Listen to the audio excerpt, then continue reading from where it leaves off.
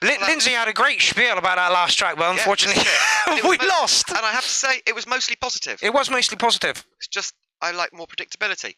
And that's it. I'm not going to go back over it all over again. I liked it. Stop it. Oh, wait, that is Darren's. Right, Darren Cole. We're going to kick off with Darren Cole.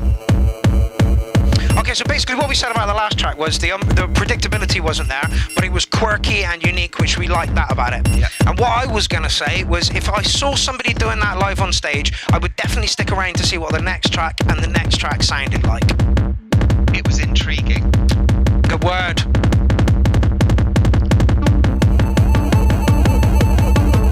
Oh, come on, we're back, aren't we?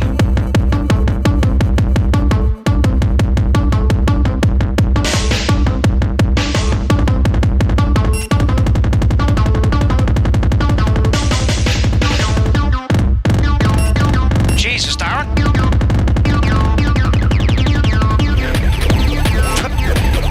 Apparently, Matt Dobbs said he would rather suck off his dad than listen to that again. Certainly a different angle for you. See, personal taste.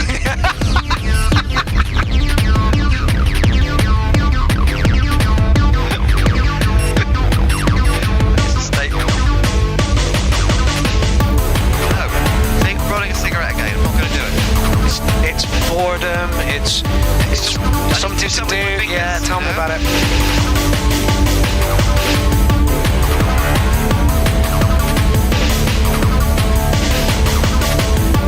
This started out completely mental and chaotic, and it's sort of like all come together now.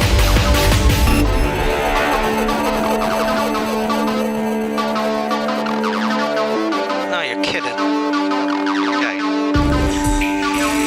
It's fully kicked us, I think.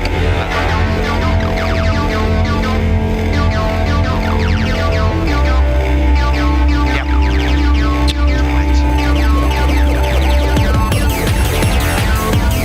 Really sorry about that, people.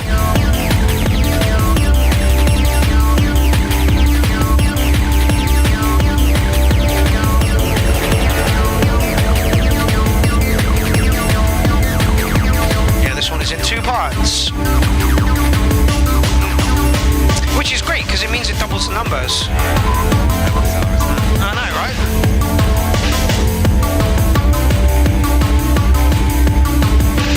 Yeah, this is Half 8. What? Half 8, everybody's finished their EastEnders hit. And then they got onto their mobiles. This is it. This has got a proper sort of stop to it. It didn't have to start out weird. That's the one thing I have to say on the matter as well.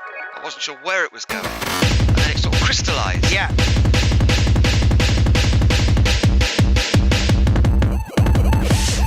Thanks, Darren Cole, for the vote of confidence on my part there. He says, watches for Lindsay's feedback. She's always spot on. Are you saying I'm not? Is that what you're insinuating here, motherfucker? Darren Cole's track was shit. Next. No, I just. Right, as soon as you don't want to listen to anything I've got to say, Linz, pick it apart. Started out with a little bit of chaos. I wasn't sure where it was going. It was like one of those paintings by Rolf Harris. Do you remember? Yeah. Do you know what Can it you is? tell what it is? Yeah. Yeah. And then it sort of just all came together about a third of the way in, and it actually sort of crystallised into a coherent Track. structure. Yeah. And it was like, oh god, yeah, this is a real stomper, and I liked it. There we go. And it had a nice acid line in it as well. Yep. So yeah, what can I say? I'm not going to give it a score. I don't do scores anymore. I do. I just do comments. I do. Gonna give you. It's like it's almost an 8. It's literally almost an 8. But like Lindsay said, it started out like you were going to do a hardcore track. Yeah. And I was thinking, oh, I'm not going to like this. Yeah. And then it just sort of, I don't know, it was almost like everything was out of phase deliberately. And then it all sort of crystallised back and all in. came into alignment. And it was like, whee, here we go. There. Yeah. There. Yeah. So yeah, you went a bit mental at the beginning. Yeah. But like Lynn said, you crystallised. Oh no, shut up, you heard her. Right, what's the time? I'm rolling a cigarette again. I didn't even notice. It's just, maybe I should just roll loads of cigarettes and just lay them out without smoking them. Do you know what I mean? Do it. Right, this is worth mentioning. Samfet TV from the Southwest Network, boys. This is well worth a mention. Mate O, the URO. We're going to get right into this. Without further ado, spark up your zoots. Let's get into it. Alright, okay, yeah. Sam says spark up, so let's do it. I've already gone ahead and started by placing operator in a single track lane. We don't need any other tracks yet. Yeah. Right, I'm just going to knock this on because there's a theme so here. We'll start with somewhere. We're not going to need any of that, but that's just a flex on them. So basically what we're going to do after that, we've recorded our drum line in. This is what it sounds like currently. This is fucking genius. That just sounds brilliant, but I think what would just give it that extra acoustic feel would be if we take the drum rack volume and just bring it all the way down. All the way down, just a bit, just a tiny bit all the way. Let's see how that sounds now. Oh, Sam, it's beautiful, mate. Let's just knock him on a bit, because like I say, there is a theme here. Just where I wanted it.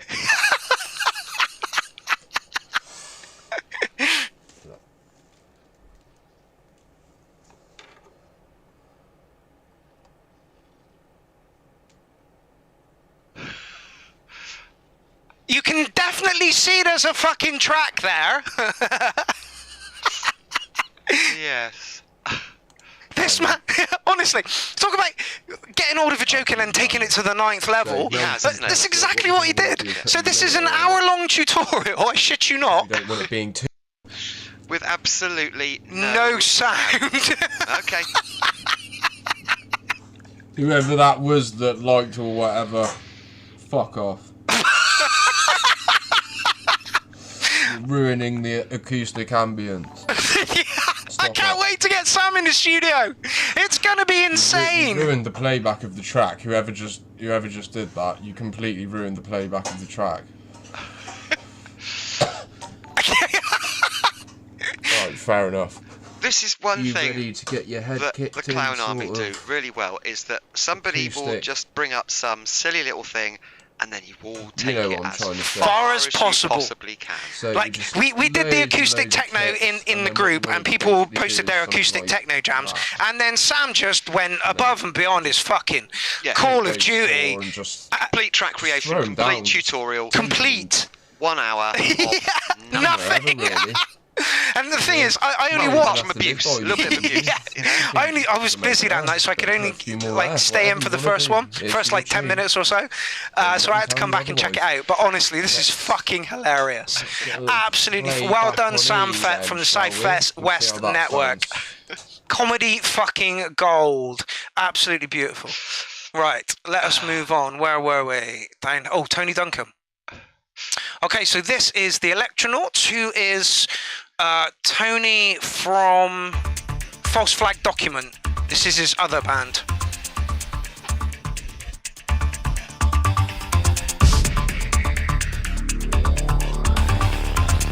So I've no idea what to expect from this track whatsoever at all. Do you settle the score? Or do you sit back? Now what's in store? When you're on the wrong track, there's decisions to make, and it won't be long before you must choose to stay or move on. And I can't make up your mind for you. I did think it was going to be kind of 80s, new romantic-y style. Like you do. This is the hard part, where the rubber meets the road, where you're going, it's up the town between. This is the hard part, which goes to show when time's of the essence, define what you make. It's almost got a little bit of a Sisters of Mercy feel to it. I heard Jim Morrison's vocals at the start. Right.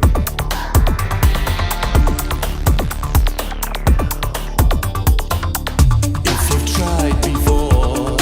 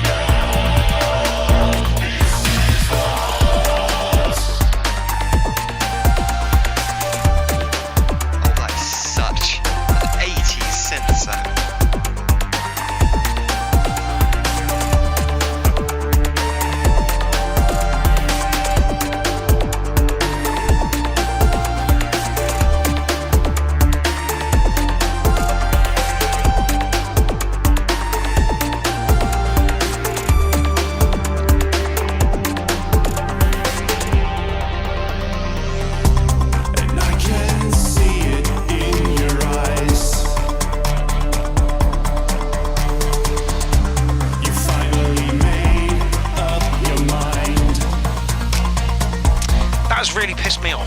What else? Restream kicking us. Oh, right. Simply because the URLs were getting 450 views. Yeah. And I was seriously hoping that this one would bust that 500 view mark.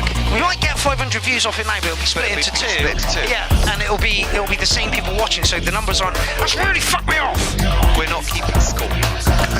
We're providing a service for our fellow musicians. This is true, but I do like to keep abreast of the situation. You just like numbers. You're more obsessed with numbers than Trump. I got accused of being a Trump fan not very long back.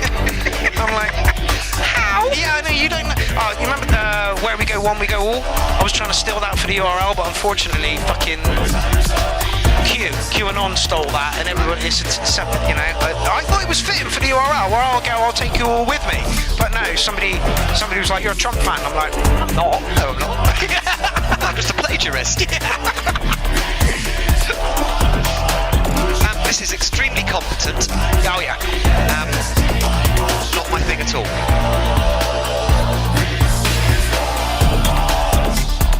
Can you all do me a favour and smash that like button again? Because Restream decided that we shouldn't. But you know what would make it my thing? Okay. Guitar. If it had a grumbling rhythm guitar that just carried melodically carried it along, see that. it would sound like The Mission or Sisters of Mercy, and therefore I would like it because I'm that shallow. Well, Lindsay said. So yeah, extremely competent, and very 80s. Yes, very. High-pitched strings synth sound was just so 80s. Yeah. It was almost painfully 80s. It was so 80s. It made me want to have big hair again. I used to have big hair. I used to have highlighted big hair, big curly hair, permed. It was great. Lucky you is what I can say on that one. I was about fucking 18 when this started disappearing back real fucking quick. Welcome to the show, Doghouse. How is it going, my man? Looking forward to our practice session week after next. Tony Duncan is in the place. So yeah, exactly what Lindsay said. I am now going to rename the show. We're going to call it Lindsay Reviews. I'm going to hand the URL rig over to Lindsay when she leaves, and I'll go round to hers on a Tuesday night. Yeah, but I've got really lousy internet, so you wouldn't be able to cope with it. Dang, I thought I was going to fucking lighten my load then. But no, Tony, cracking track. And no mobile signal. I live in a cave, basically. It's not far off, I've been there. Yeah, I love it. Tony, I'm going to give you a 9 on that one, but literally because you hit every nail on the head. Yeah. Whatever you were trying to do with that track, perfect. Like Lindsay said, if you'd had a guitar in there, you'd have probably gotten over a 9. But other than that, I think you were, like Lindsay said, a ridiculously competent track. Yeah. Just stupidly competent track. There was a bit actually in there where the music kind of went up a little bit, in not in tempo, but like the feel of the music went up a bit. Yeah, and the vocals didn't follow it. I can't remember at what point that was, so I can't. I was almost expecting the vocals to get a little bit angry at one point. That's what I was looking for. When the music went paced up, I was expecting there to be a little bit of a bite to the vocals. Yeah, that's exactly what I was looking for. Getting frustrated. Yeah. You know, and the music sounded like it was getting a bit angry and frustrated, and then the vocals didn't. Yes. Yeah. I'm glad we both picked up on that one. Mm-hmm. Tony says, thanks, guys. Not a problem. No. And Darren Cole says, please. Lindsay for the win. Darren, I love to listen really carefully to these tracks, and I don't know. There's so much that people do, and they put so much effort into it, and it behooves me to actually put some effort into listening. Yes. Rather than chatting all the way over the top and standing on your soapbox and ranting about some meaningless concept. COVID. No, we're off. Once again, I've seen in all over the internet that DJ Jones has released about 6 tracks today. Not just this week or last week, but fucking today. I like that sound. That one. Honestly, he writes some such good music, but it sounds so much better at 160 BPM. And that's not a diss to your, tune writing or whatever. I just prefer it at pace. I am, however, going to direct your attention over here. In 2 minutes.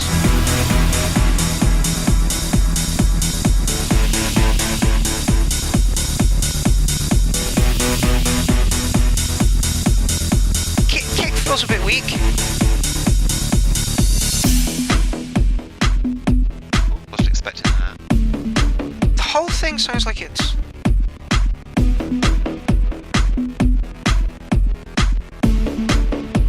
like it's got some sort of plastic wrap over it.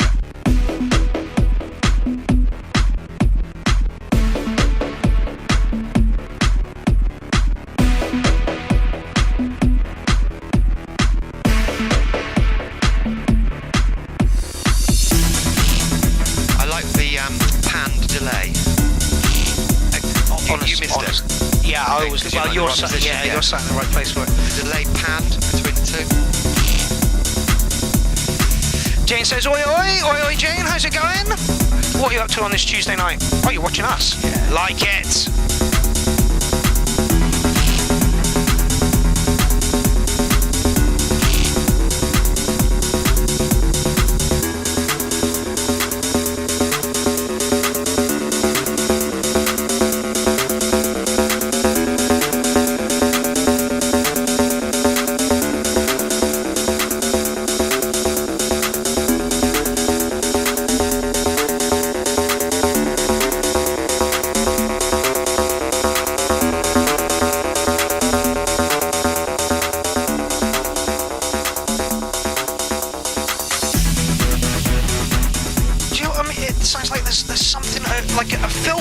Whole thing.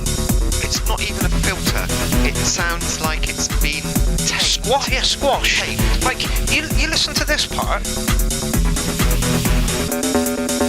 That's full. There's bass in that. It's quite minimalist. Yeah.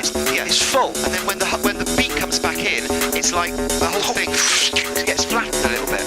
Tamed is the only way I can describe it. It's very odd. It's very odd because it feels like it should be just a little bit more high energy at that point. Yeah. See, it just pulls it all back. It's weird. I think you've got some sort of compression issue going on there. The track underneath is fine. There's nothing wrong with the track. It just sounds like you've put like a varnish over the whole fucking thing when there was no need to.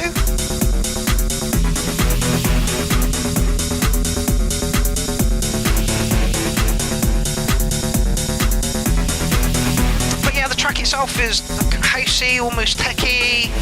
It's nice, it rolls. But there's it's hard to describe. It's almost like I was expecting to be lifted, and instead everything just went down a little bit. Yeah, and into the background. Yeah. Like it's almost like, you know when a vocalist is lacking in confidence and they don't project. Yes. Like that. Yeah. It was almost like that. It came to the bit where they're meant to be really emote, and they don't. They actually pull it back a little bit, and it had that same feel. It was like the minimalist, and you expected the bit to come up a bit, and it didn't. It actually went down in emphasis.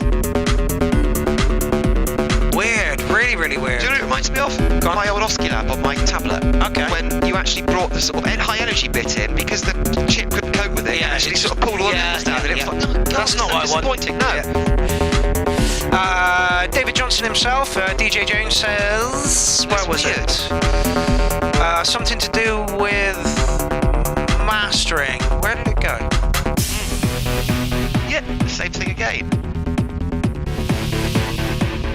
Perhaps mastering strangle stuff, yes. And then Reg Edit says the limiter is crushing the compression, I'd say. Yeah. I don't know the technical terms. All I know is it sounds like it's been excessively tamed in a bit that should be actually a bit more energetic. If you're looking for mastering advice, like the first person I'd go to at the moment would be Armando. Apparently he's coaching or giving advice to Darren Cole on his album as to how to mix and master stuff, and Darren's having a whale of a time because of it. So you can either go straight to Armando or by proxy to Darren Cole. I'm pretty sure Warren wouldn't mind answering a couple of questions. Jim Scavenger might be on for it. Like you post in his group that like every day pretty much. Tap him up for some mastering, you know. Your tracks are there, mate. They really are. And I've got to say that any master I've heard of my own track, I'm like, that sounds muddy. Every fucking master, every master, and people are going, oh yeah, it sounds really good now. It sounds really good now. To my ears, I'm like, just sounds muddy. And like, if I was mixing it, I would just turn up the bass and the treble on the mixer, or you know, like to make my track sound louder. So you'd unmaster it. Yeah, you know, I'm looking for the raw WAV files that I sent over for master to mix. Like it's like Jim was here one day and he was like, just fucking turn it up. Okay. But that's That's what I'd say on that. Did you talk about that one? Yes, I think I you did, probably a did. lot. Okay. Good. We agreed. Oh, on the same thing. yay. There we go. Okay, so we're 10 tracks in, hour and a half. We are not on course for... We are not on at all. Dear. Jesus, 10 tracks, is that it? Oh, is this Moonrider? Yes, it is. Who I can never remember his real name. Put him down to play Clownfest, and it was only because we were talking on another post that I knew who he was. I'm like, can somebody point me in his direction, please?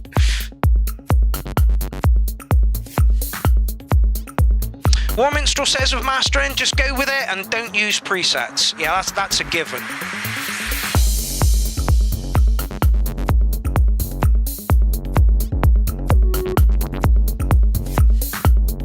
Moonrider says, this time no trance, I hope.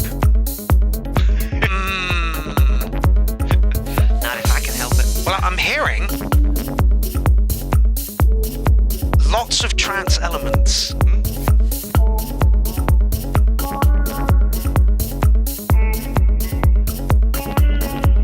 See, now we've just listened to a track and we've talked about it and we're giving advice on it. Moonrider says, yeah, that's the limiter as well. Darren Cole said he enjoyed it nonetheless. Yeah, no, I enjoyed it. Yeah, Darren Sullivan says, good groove though. Yeah, absolutely. That's what David Johnson does. He's really good at what he does. Well, no, you're not in a trance area now.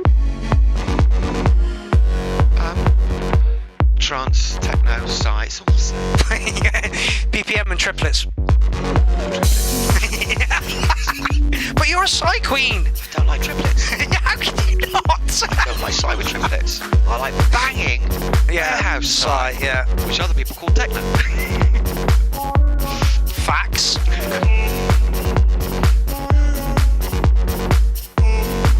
Darren Cole says he's got to go. That is a shame, Darren.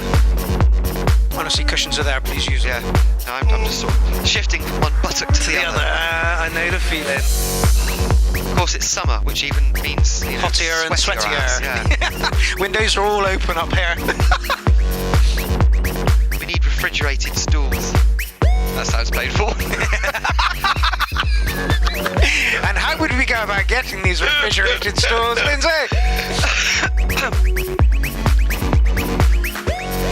Well, Joseph, you don't like trance in this community or what? I don't like trance in this community. And again, music is about personal taste and I am allowed not to like things. Yeah. How do you feel about Psy?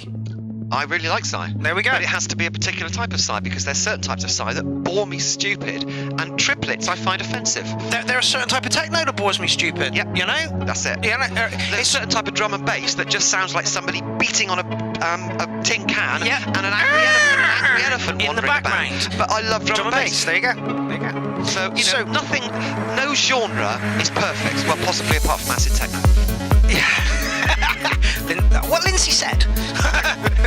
So, well, it's And not... actually, this community is all inclusive. Yeah, absolutely. We will not be suppressing any opinions. No, not at all. Not at all. Not at all. We've had country and western. Yeah, we punk. And we thought it was funny and brilliant and yeah. entertaining. And I look forward to Guy Thackenham's next fucking country track that he puts in. That's it. You are allowed not to like things. Yes, Okay? absolutely. You are allowed not to like things. You can also think something's shit. But you've got to have a damn good reason for it. Exactly. You can't just drop And that reason can be, it's not my personal taste. Yeah, that's fine. fine, yeah. But it doesn't mean to say that it is shit. It no. just means that you don't think like it's shit. Yeah, that's it. Yeah, absolutely. So I hope that cleared that little thing up. Back to the music. Yeah. Which is good, Competent. mellow, competent techno played on magic boxes. I don't understand.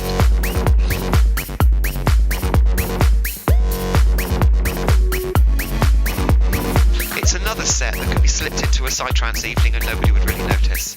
Will says, good answer. Thank you very much, my man. We don't care. We don't care who you are. We don't care. We don't care. We just care that you're not a cunt. Yes. And basically, if you don't like a particular track, go make a cup of coffee. Yeah, absolutely. It'll be completely different when you come back. I can guarantee it. Absolutely. Because it's the one thing that we've got variability. Yes. Variety. Yes. Up the bumhole, literally. If you happen to like lots and lots of techno. there's a lot of techno on this, but that's because, we're old and we're sad and we like it. So are a lot of the people who submit. David Johnson put a thing up in the URL group the other day, and he was like, guy over 40 in Ableton starter pack, and this was pretty much it. And he's fucking right. Moonrider, that was a slice of beautiful, my friend. It was very nice. However, I like it. I would like it to be a bit more energetic from a personal point of view. Yep. I wouldn't have walked away. No. But I'd have jigged, and I would probably be chatting to Sarah at the same time. Yes. You know what I mean? And waiting for the next track, which is a little bit more high energy. And I'm literally just going to echo what Lindsay said. If you're going for techno or you want a harder vibe, a little bit more pace on that. Yeah. What was that? On the other hand, I'm sure there's people who don't want high energy techno that goes on and on and actually drives you into insanity. Right, my Chaos pad, which is most always wrong, says 128. If you're going techno, you need to push that to 137, yeah, or 147. And I know that's a fucking massive jump, but a lot of people I know who produce slower techno are finding that 147 butter zone is exactly where they want to be. And I chuffing well agree with them. Like, let me just direct you at this a minute. This is my last show for our Invade Fanu. Right? That sounds about 160. That's exactly what it is, Linz. Right? All these tracks are David Johnson's tracks, all of them. But we've just heard one of his tracks, and he was at 130. Nothing wrong with that track at all. Nothing wrong with that track at all. But this is the difference between energy. Now I'm like, where's the dance floor? Yeah.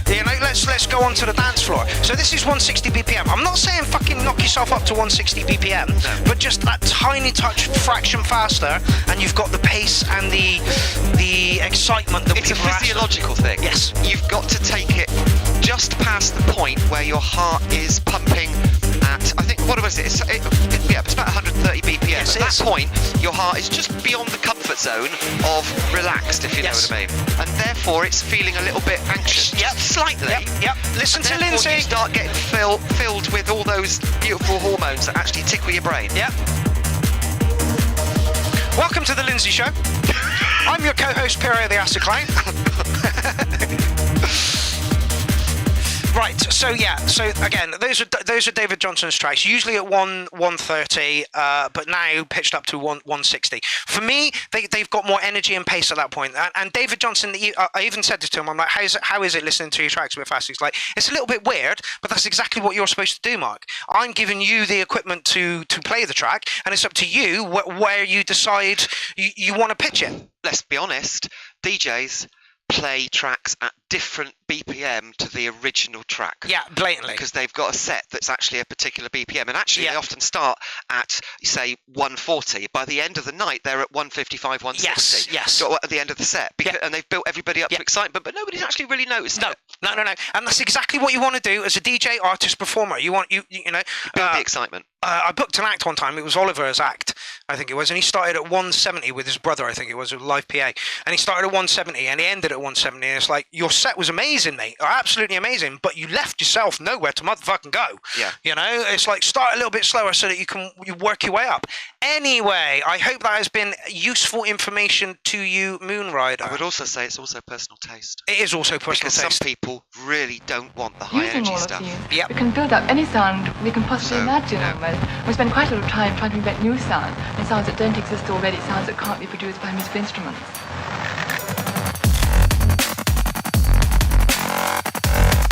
Duncan Mabry, Naga 78. Oh, yes!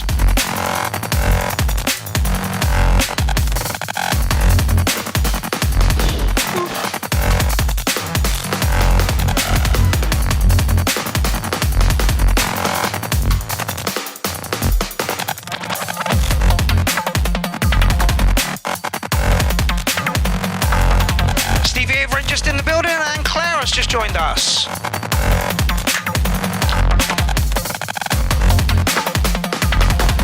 Where does this fit in your drum and bass category? I'm not a great fan of any it isn't just basic fall to the floor, as you know. Again, I can appreciate it without liking it. I love it. I know you do. That's because you've got a glitchy head. This is Duncan Mabry, and he was in the studio about 3 weeks ago, I think it was. We did a wonderful modular jam. Introduced me to his modular kit, and apparently he jams on it, records it into Cubase, and then sets it up. Don't worry, there is an interview coming. That's rather harsh to listen to. A more complex sound still is white noise. Would have liked more white noise at that point. Interesting in a raw state like this. To make them of value for a musical piece, we have to shape them and mold And Duncan Mabry's in the building.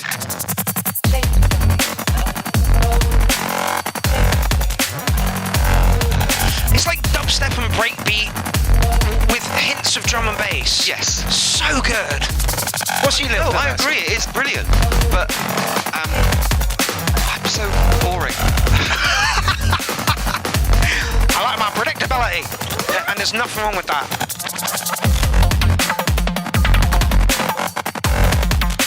Okay, Moon Rider says of his own track, yeah, I personally don't enjoy higher BPM except drum and bass.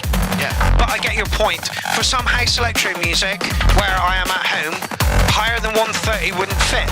Yeah. But thanks for your comments, Mark and Lindsay. No absolutely. problem. We really liked what you had there, but we just wanted that little injection of energy. Yeah, it would have been quite simple. You would have taken that track and speeded it up. Yeah, literally. Yeah. But that's for me to do, right? Exactly. Yeah? That's the DJ.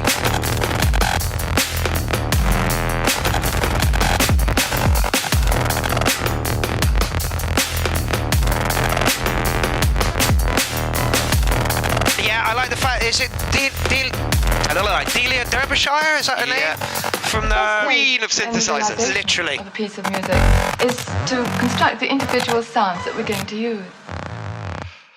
I do like people using where old synthesis came from. Like I say, this lady was on a fucking mission. I shit you not. She literally single-handedly set up the fucking radiophonics workshop. Yeah. And brought all the pieces into it, and then after Doctor Who, it just kind of faded out and died. Most of those pieces are now in fucking closets and cupboards. It's fucking savage. Hitchhiker's Guide to the Galaxy used the radiophonic workshop an awful lot. Yeah, I can imagine they did. Blake Seven but as yeah. well, apparently. Yeah. Doctor Who. Yeah, Like, that's it. literally, your childhood is littered with Delia Derbyshire's music. Even if you don't know it, you've been influenced by this lady for fucking years. Yeah. Duncan, 909, that was a banging track, mate. I'm not going to argue with that. It was a really good track. Okay, Roman coming up. Please, no more shots of your testicles from afar, Roman. As much as I love you. Just gonna knock you on a touch.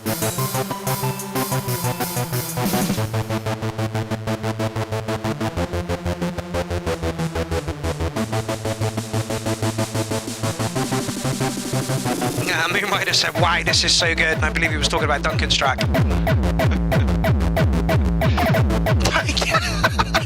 When was David Johnson's track on? Like 10 minutes ago? If that. Something like that. Right. Went back and changed mastering on my tracks. Now has no limiter on it. Well, send it over then. Jesus Christ. God, my waistline. I'm getting fat. That's the problem. And I'm not getting big in 13 bones, so stone. it's like, So, like, I was about Mate. 11 when we went into lockdown. yeah. I put on a good stone. It's now uncomfortable to do anything other than stand up. Tell me about it. Yeah. Sitting on my bed and I'm like, hello, Buddha. Yeah, and I've become a slab. 40, 40, 40. I was probably right there before. I have a figure. It just happens to be the figure is my suitcase.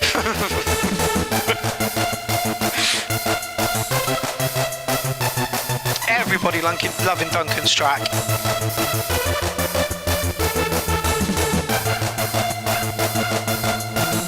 Alright, I'll go looking for the track then, David.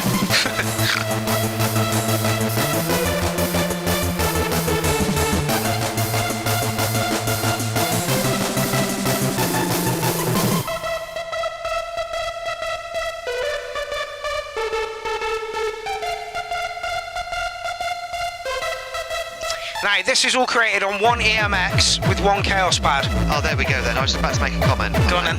My Bit comment basic. was, it's a bit basic, Yeah. yeah. It's got all the elements of hardcore apart from one. And I'm not sure what's missing, but something's missing that usually fills the sound up. Yeah. And if it's basically 2 boxes, then I'm not going to complain about it at all. Well, it's literally one noise making box and one effects processor. Yeah. That's it.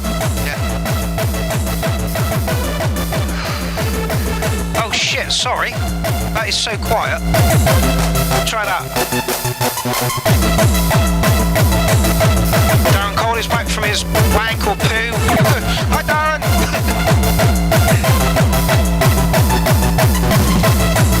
Yeah, I like hardcore. I don't mind this, I don't mind this. But compared with fully completed hardcore tracks, there's just something missing. I'm not sure what it is. It's the fact that he's using one box. Yeah, It that's it. literally is the fact that he's using one box.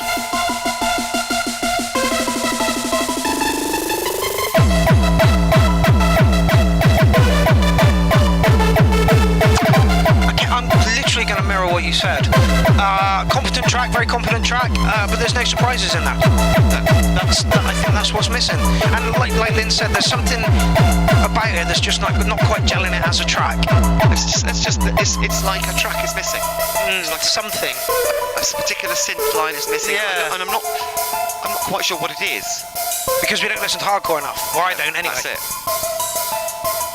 Dry B, ladies and gentlemen. Yeah. Queen. But everything that's there was absolutely fine. Yeah. And I know it's a cheeky thing to say, but get another box. Another box. And then another box. And then another my mark. Yes, literally. That is literally like get another synth. Get another synth, maybe get a drum machine, trigger it all with the EMX. I'll tell you what it is. It's almost too clean. Yep. The whole track is very crisp for hardcore. Jason Marsh agrees with you, pumping along, just missing the oomph, Yeah, the it's rush. almost like I want to hear a crowd in the background cheering, and then occasionally, Yeah, you know what I mean? yeah. Which is so cliche. Yeah. But it would suddenly Fit turn it with the into track, a yeah. fuller track. Yeah, I totally get it. Yeah, basically, I think what we're saying is there's too much space between the notes. Or something that's missing between the notes. Somebody who's cleverer than me will give a proper comment. Yeah, I'm going to give you an 8 on that one regardless, because I did like it. If I was in a club, I would have danced to it. If I was seeing it live on one box, I would have been impressed. So, I think that's where we're going to give with that one. Right, now apparently David Johnson sorted his track out, so we're going to just have a quick listen to it.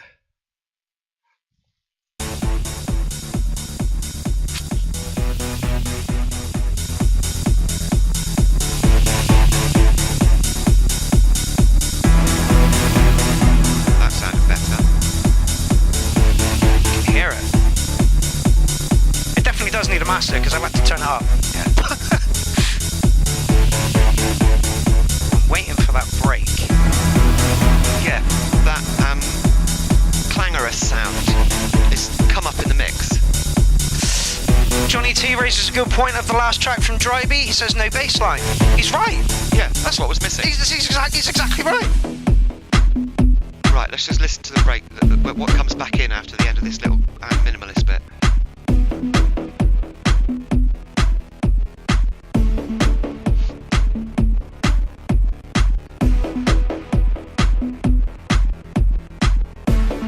Hell yeah, straight away says more dynamic for sure. I agree. Yeah, there's more going on straight away. For me, like I say, it just sounded like it varnished over the top of it. It's like, there's my track, I'm just going to varnish it. Yes, there we go. Instead of actually being suppressed, it's just suddenly came to life. Yeah. Whatever score we gave you, put another 1 on it. So much better. So much better.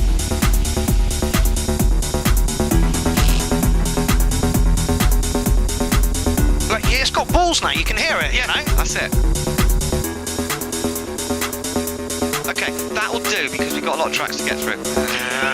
I just want to hear it come back out. But no, you're right, Lynch, you're right. We heard it. It is your show after all. Okay, this is a name I haven't seen before. Tom Pixton. I did punt the review, the shout out to a number of groups today, so hopefully we've picked up a few new people. We like to be nice. Hello. Liking that already? Yeah. It's got a good pump. How fast are we? 130. Yep. Yep. So similar speed to Moonrider's one. So automatically we would pitch it up. If only, can we do that here? Can I double No, that? don't. Leave it alone. Oh. Once again, a bucket load of error kit. Mm-hmm.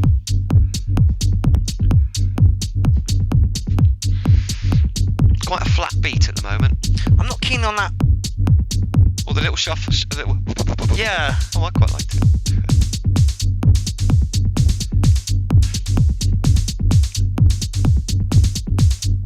Sounds like it's a delay bouncing off the kick. It's not.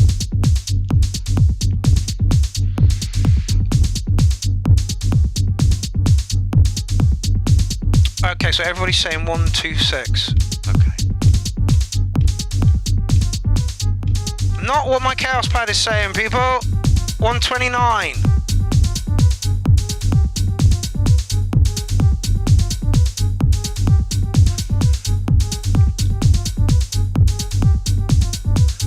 It's a gentle build, which always makes me a little bit impatient. Oh look, the mad thing's here. Hello, mad thing. But that's only because I like it a little bit more frantic. Yeah. And the noises are quite flat. Heart. You sound like a demented seal. But it's personal taste. You know, this is minimalist. See what I mean? Demented seal. When my dog gets too excited, he honks like a goose. And I'm afraid one day he's going to honk himself into falling over and passing out. Yeah, they do.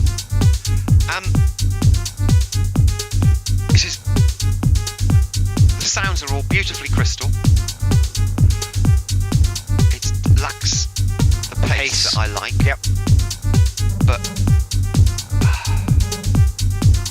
it's quite hypnotic. Oh, yeah. Will says, is that an MC707? He does have an MC707. He's also got a TR8S, an MX1, and a System 1M, and something in this corner. Oh, no, it's a 707. Morgan says you should sample the honk. I'm not too sure what kind of track that would fit in, though. You know? Yeah, totally agreeing with Linz. Just a touch more pace. And I would put a shimmery reverb on that high synth line. It does sound a touch dry. Yeah. But every single sound is dry, which it suggests to me that that's the thing he's trying to create. So what we're really saying is our personal taste is we like our sounds to be a little bit more intricate. Externally processed, yes. Yeah. Yeah. We just adds harmonics and echoes and complex stuff. John Alchemy has just joined us. John, you got great scores, mate. Nice little sampled vocal going on in there.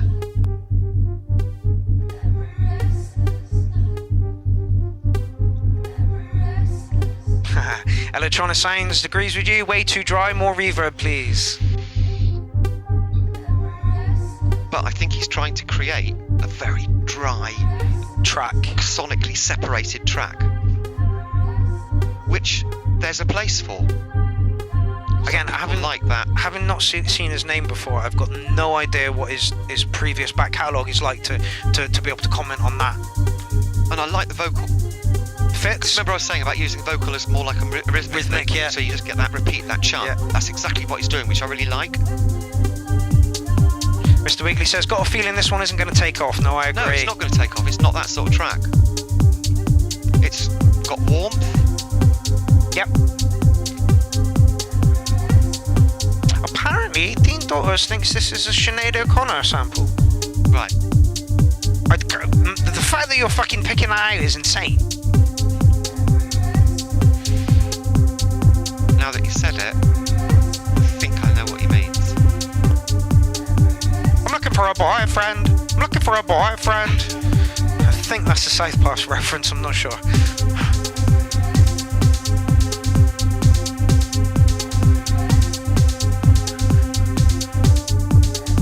Yeah, Red says it's a jam, so it's not going to sound like a track, but it's working for me. I try and get my sound as much as a track as possible, but I get what you're saying here, Reg, that this is indeed a jam.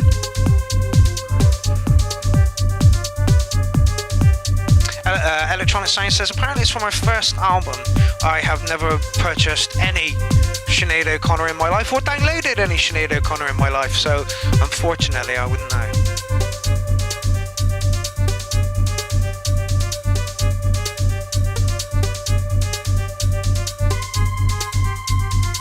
Yeah, just stick some aftercare on those synth lines.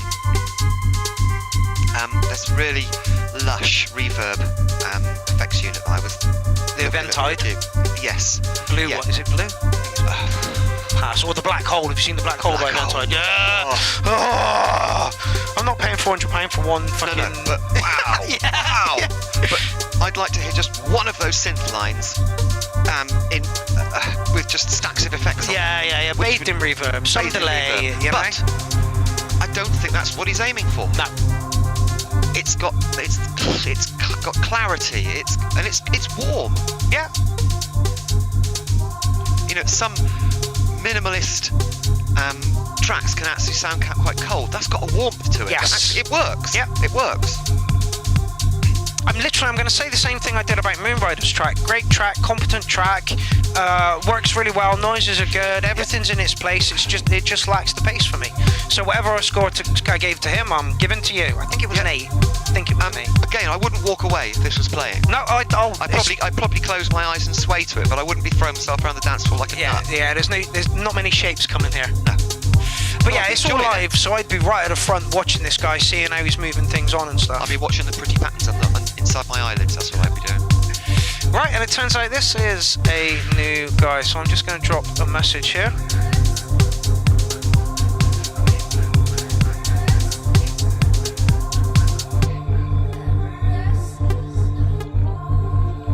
I think the use of the vocal sample is superb.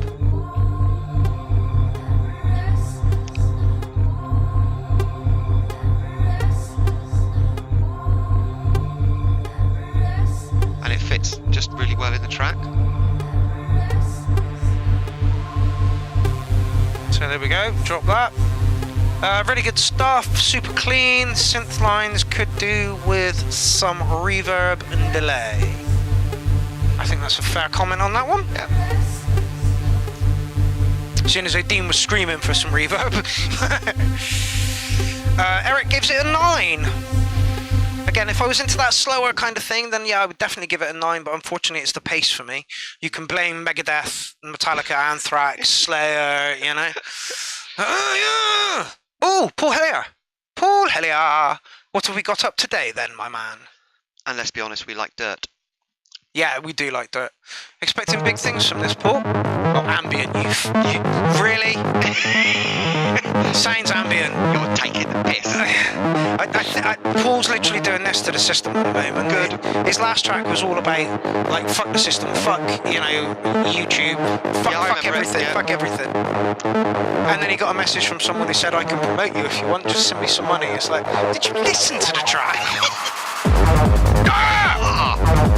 Right, this is somebody else who used to produce at sub 130.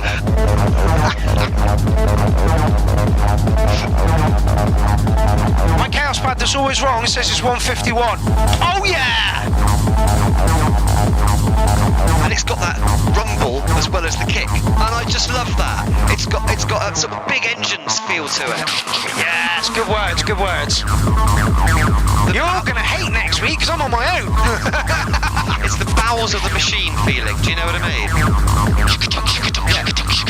Powerhouse. And it envelops you when you're on the dance floor dancing to that total sort of sonic surround. It's what you're looking for. I remember I was chatting to someone in a club and we were talking about Nos, and I'm like, no, I don't really like it. It gives me a headache, blah blah blah. He's like, no, but I'd really like to create a sound that sounds like you when you're on. You know, I'm like, yeah, it just puts you inside the music. And he's like, how do I create that? I'm like, you're never gonna get that, man. Yeah, it's close. It's close. Yeah. Paul. I'm really sorry about that.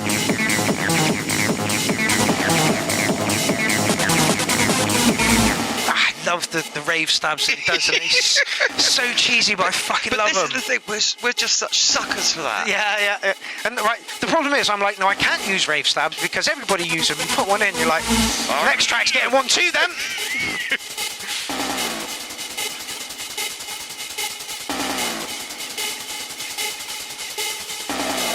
Darren Cole says, for fuck's sake, private track. That's because this is going to be released sometime soon as well. Paul is on fire at the moment. You can feel the tension building. Yeah. You know it's lovely. Yeah. And you know damn well what's coming. Yeah.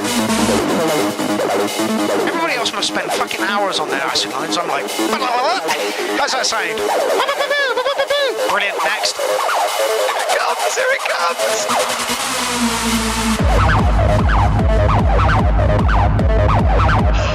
Wasn't quite as large as I wanted, but it still gave satisfaction. Yeah. David Johnson. It probably would have been large if you had to turn it down. Yeah. Unfortunately, we're getting a double, so yeah. Honestly, some frequencies are louder than others. It's ridiculous. Like that snare earlier was just fucking. But these mics haven't got a flat frequency response. They're cheap mics. Yeah, they pipe. So they are going to pick up some sounds more than others. David Johnson says the trick is to use rave stabs sporadically, not put them all the way through your track. What? Yeah, that's one of the main issues of you. You're like, calm down. Don't give them everything all at once.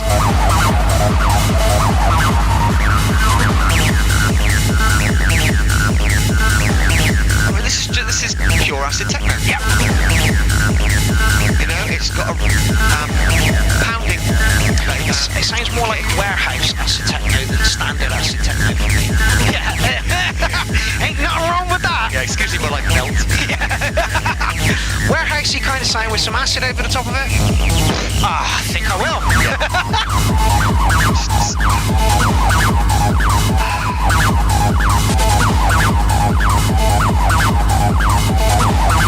You listen to it and Morgan says rig acid. Yep. I just love it.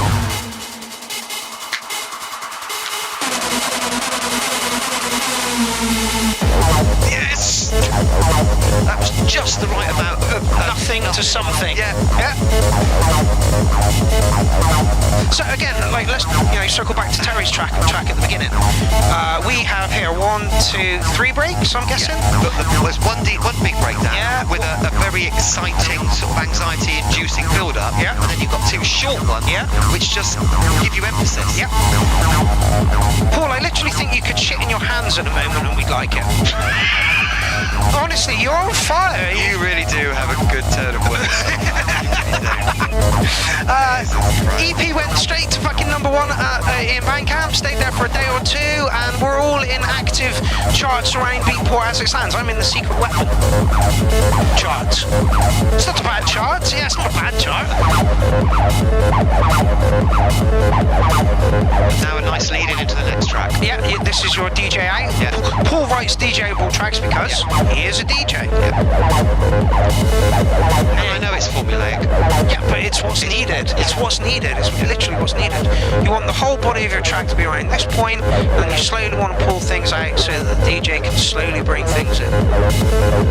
And he's given us enough time to do it as well. Yeah. And that's exactly what you want. You want to go from break to break. So ideally, I'd be mixing it until this break. Well, see, that's a very short bit, so I might take it to this break, the whole way to there before mixing out, which means bringing it in somewhere around sort of there. Yeah. You start to notice the elements of the next track. Yeah, being brought in. So be mindful of that if you're producing tracks for DJs. Also, somebody. Yeah, we like that, Paul. 9.5, not quite a 9. No, fuck it, 909. Screw it. Yeah. Somebody said earlier, I like this show because you play all the tracks. You kind of have to.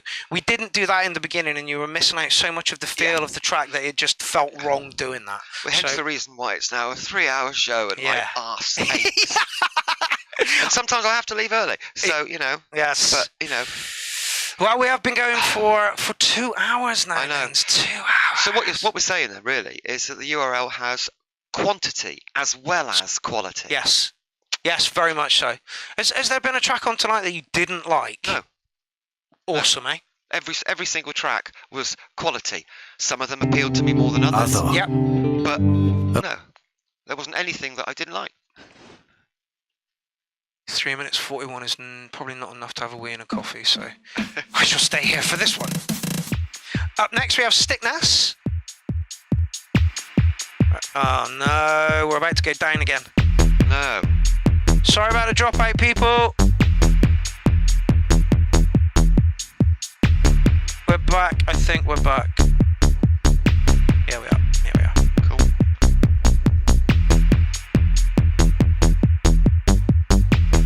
Stixxay, it needs a master, mate.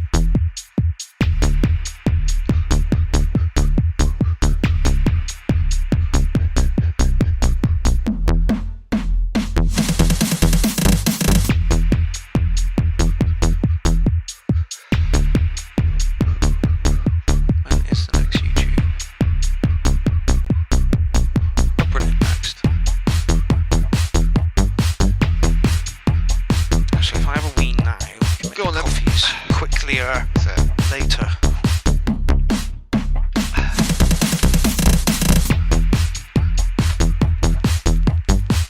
Punchy. When I was up in Scotland a few years ago, making big machines, it doesn't matter what, I hung out with a couple of German guys who were into minimalist techno, and they really didn't understand why I was so into high energy techno and drum and bass. It was just too much for them. So, what do I know? They really like this with more space in it.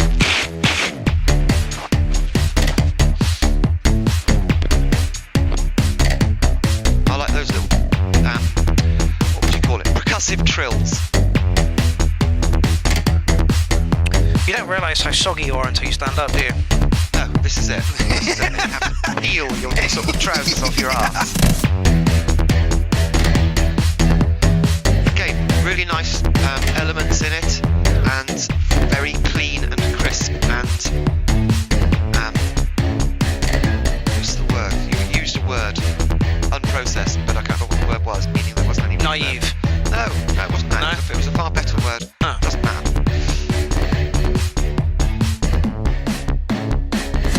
I was gassing to everybody about the fact that I knew a couple of Germans when I was working in Scotland who really liked minimalist techno and didn't understand my choice in music at all. Yeah, absolutely, absolutely. So, you know, they just said it's too much, it just sounds like noise. Yeah. I took it. They like to hear all the individual sounds. No, I like to hear it all together, thanks. In a nice way. I like an onslaught. Yeah, I used to work in kitchens and I'd have my music on all the time.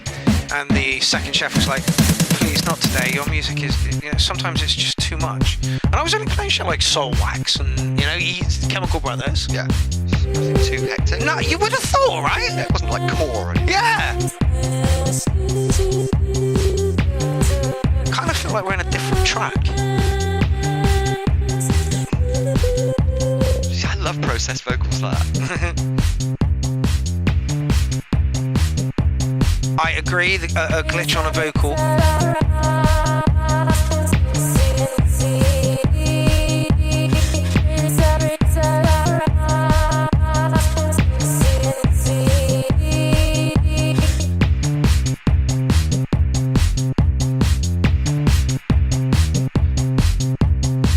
There's a really nice bit of echo on that chirp. This is rich as fuck, coming from Yente, but he is bang the fuck on. It's a very nice blueprint for an epic track, oh excuse me, but needs some more work, Stix. Absolutely. And like Yente, your stuff can be so, you're like literally the other end to this, you know, you put like a lot of frequencies in, you know, and so for you to say it's missing something, you know.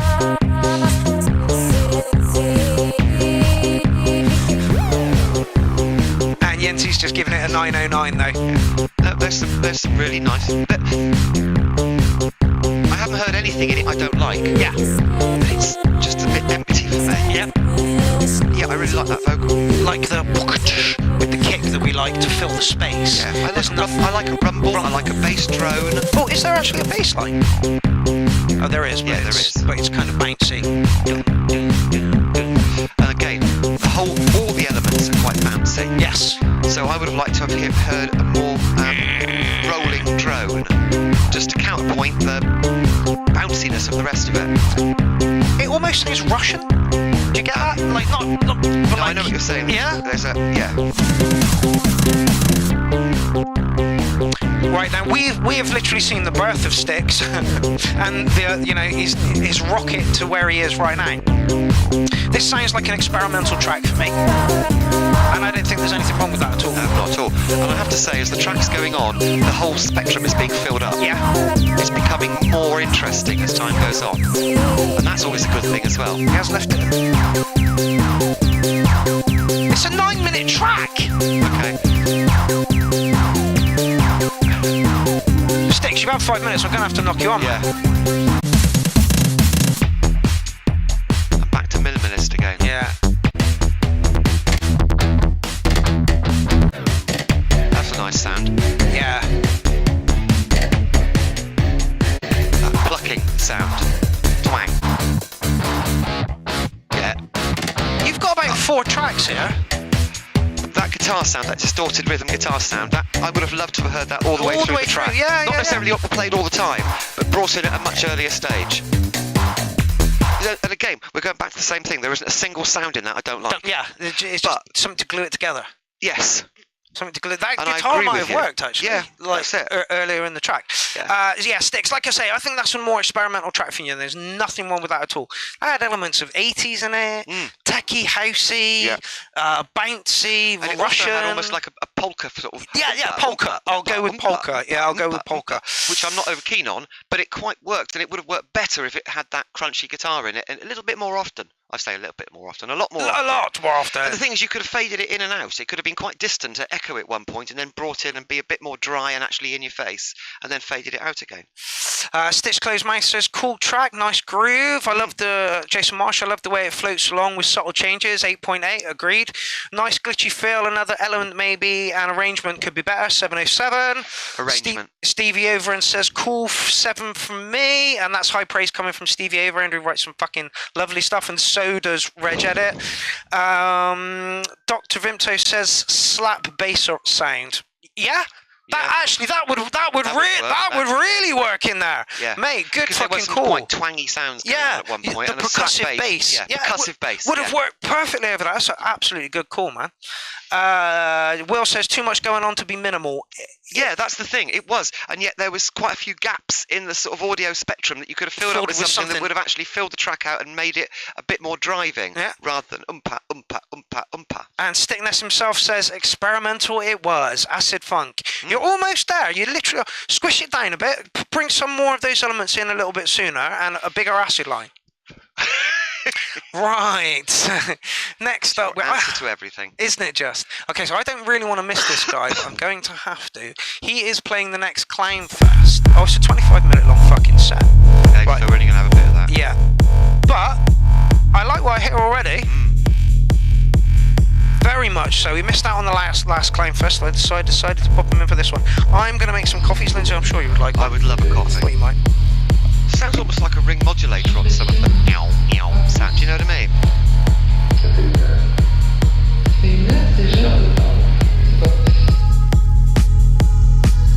It's got that bass drone that I really like because it fills the track out.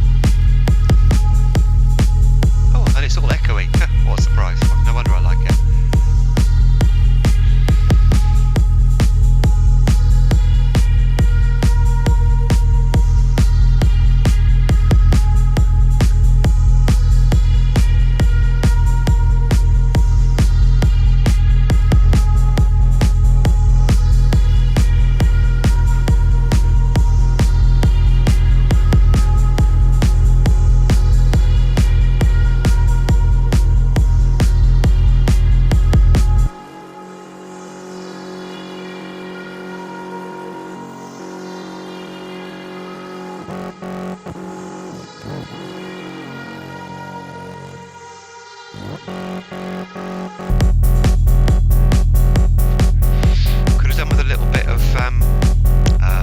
what's the word?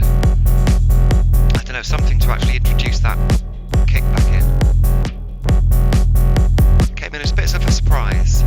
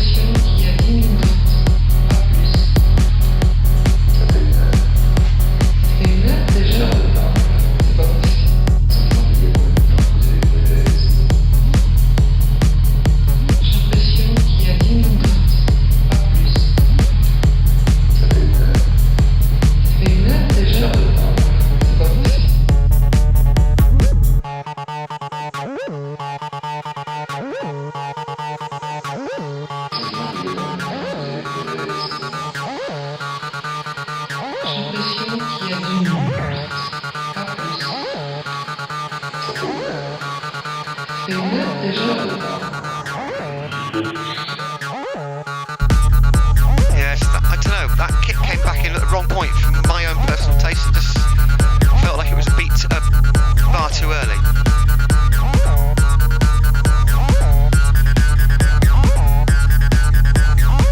I'd have liked to have heard a drum roll to actually predict that kick was coming back in. It would have caught me by surprise and I'd have ended up looking stupid on the dance floor.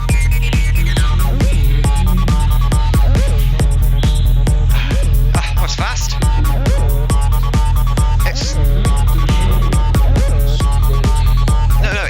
It's good, but it's that same. Took the kick out, and there was a little bit of a breakdown, and then the kick came back in a position at a place that I was completely unprepared for. Oh, right. And there was no introduction. I'd have liked to have heard a roll to tell you that the kick was coming back in. Well, give him another minute. Well, actually, should we knock him on a bit? Well, it's 25-minute set, isn't it? Yeah. So yeah, we're gonna have to.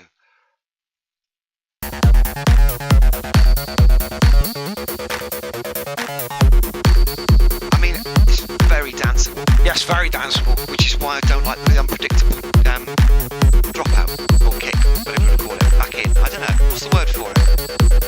Kick being taken out and then coming back in again at a particular point. There's a word for it. My mind's gone completely blank. The drop. That'll do. And I guess it would be the return. I don't think there's a...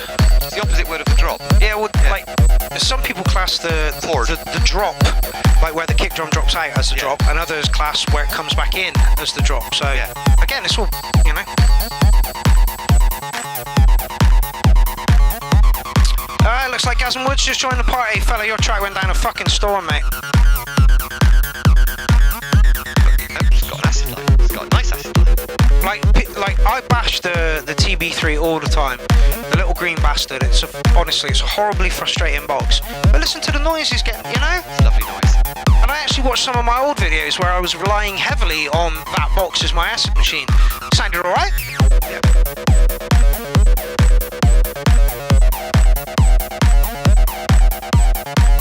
Well, unfortunately.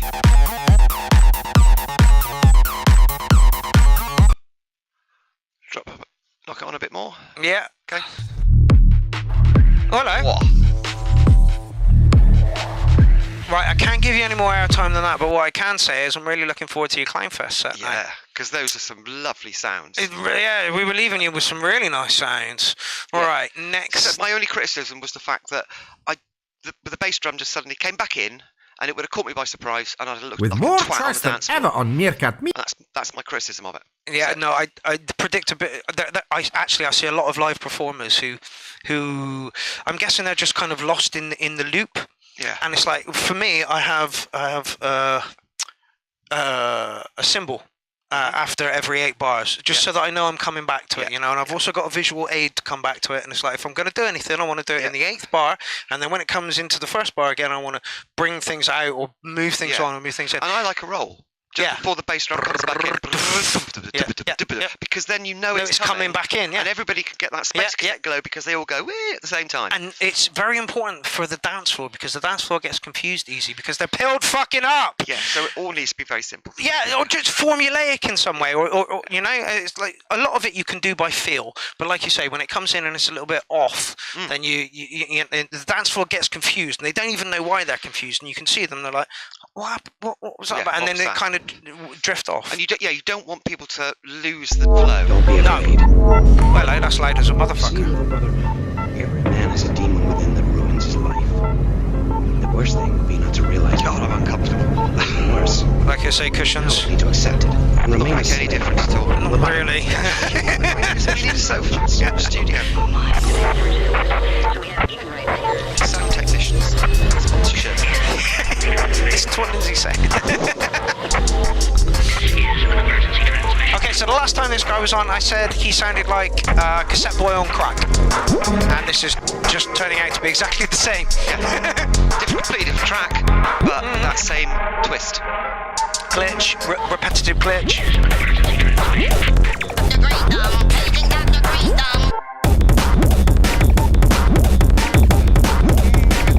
Like that. Oh. Smile. Suddenly something let go of frequencies there. Done it again. Compression. Look, watch, as soon as it goes down. Oh no, it didn't do it that time.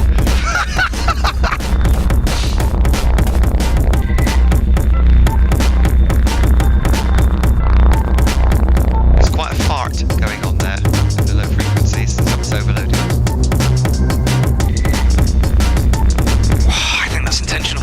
I think it probably is. Speakers would not be happy. They'd be going.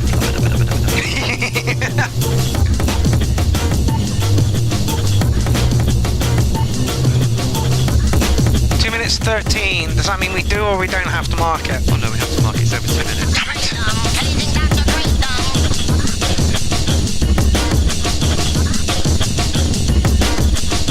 You could make Warren Dancy's breakcore track out of this.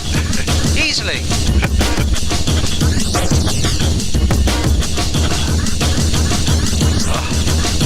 You're going to be happy when it's over, aren't you?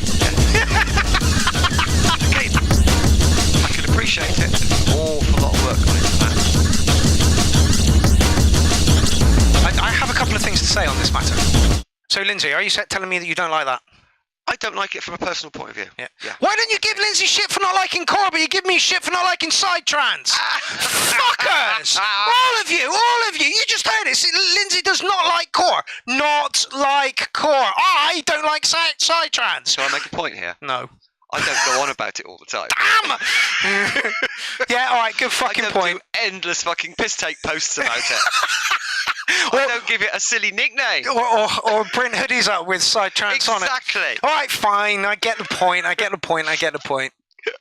Roger, I'm going to give you a 707 on that one. I was expecting more weirdness. It's very schizophrenic. Yeah, core. It almost sounded like a always core tune, and I was looking for some sort of Cassette Boy on acid kind of thing. Lindsay's happy it's over. It exhausts me. I can understand. Okay, so Yente is doing a remix with this guy. Oh, God. I've just got to kneel on the floor for a bit. I just can't sit on that thing any longer. I know how you feel. I'm just going to kneel here until my knees go numb, and then I'll be sat down again. Oh. We need an air-conditioned sofa. Flowing cold air. Just want a small one that I can then push back under there. Yeah. Just big enough for us to kind of sit on, like, you know. I don't think that exists. No. Could put it up and under. I don't know, anyway. Now, I thought this was going to be half-time. Oh, okay. Not what I was expecting. I like it.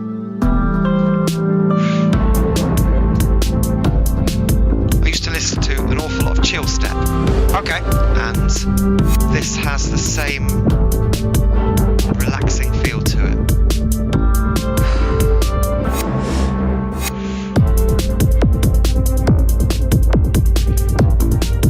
Trying to follow conversations is hard as fuck. Oh god, yeah. I can't do it at home when I'm not on the UI. Yeah, I'm right down here now.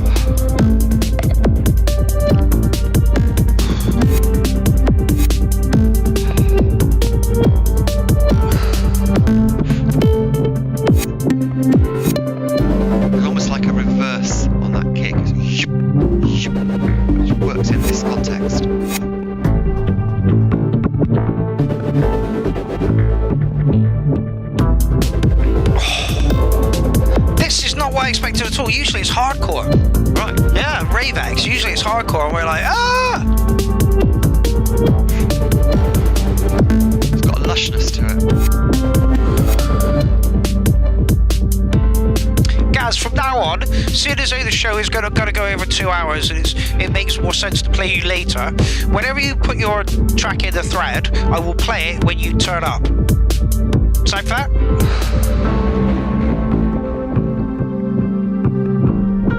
Yes, let's add another layer of complexity, shall we? Yeah, to the whole show. Well, Duncan sometimes does it. He's like, look, I got to shoot out at 8 o'clock, so I'm trying to play early. I'm like, yes, of course there is. Steve, do you think we have kitchen chairs in this house? Literally, the chairs that we have are in this room. And there's like that much padding. We've got table chairs downstairs, but we bought a round table at one point, so the chairs are fucking huge. And if they were in here, Lindsay'd be somewhere in the doorway. Do you think I like treating my co-hosts like this? Hey, in the grand scheme of things, this should be the end of the show. Like we're now 2 hours and 18 minutes. Like in the olden days, this would be the end of the show, and we could all go home, and everything would be lovely. It used to be a 2-hour show. Back in the day. Not anymore. As I said, quantity as well as quality. Yes. And as somebody pointed out, we have to play most of the track to get the feel from. Yeah. Go on. Right in the middle, some of the sounds started to interfere with each other. Yeah. Some of the deeper frequencies, lower frequencies, and there was almost like a as some of them sort of interfered. Apart from that, lush, relaxing track with a rhythm that you can actually feel without actually wanting to move to it. Yeah. Chill, it has the same effect as Chill Step on me. Yeah. I really like it. Can listen to it all night. Steve, 2 blow-up seats are going to last about fucking 2.5 seconds. like I haven't got my keys on me at the moment, but look how many metal studs and shit are on the back of here. Like literally, we'll be sat on the floor. But thanks for the offer anyway. And I do house clearances, and I haven't come across anything that would Just actually want be a suitable. small chair. I look all the time. Yeah, tell me, I go to IKEA all the time and try and they're all too big. They literally You know? are. Even a fold-up would be, like when we were doing Clownfest and you were sat in the good chair, your knee was literally on the edge of my. Like I don't think you realise how close we are to. It's a tiny room. Everything else. Literally, you ready? There's my bed. Yeah. Literally. Yeah.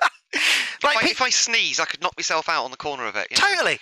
Like people come into the studio and they're like, "Oh, wasn't expecting this." it looks bigger on camera." It's like, yeah, of course it fucking does. Anyway, solid 8 on that one. Exactly what Lindsay said. Beautiful, lovely. It did feel a bit cluttered at some points. You could have pulled elements out, and that wouldn't have hurt the track at all. Some of the lower frequency elements started to interfere with each other, but apart from that, lush. Oh, Yente, we're up next. Oh, right, I'm back on it. Oh, God. And then we got some Morgan for your asses. Yente, what happened there, mate? There's nothing there. There is nothing there. It's varnished. Yeah, varnished again. Old oak table. Gone. Yente, if you could direct us to that track, but we now have 5 extra minutes of time. Oh, 21. We've only got an hour left of the show then. Oh, that's not bad. 10, 11 o'clock. Jesus Christ. Yeah, there was nothing I'll last after 11. I finish. We'll see. I'll get us done before 11.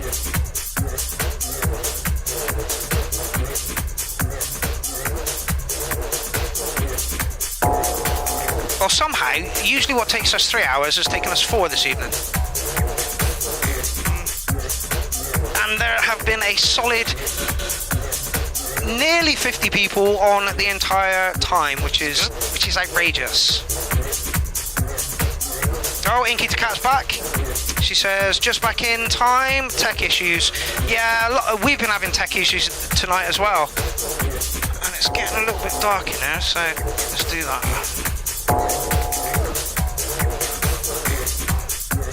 Doesn't sound 140, does it? Yeah. Like it? Is that Tantra?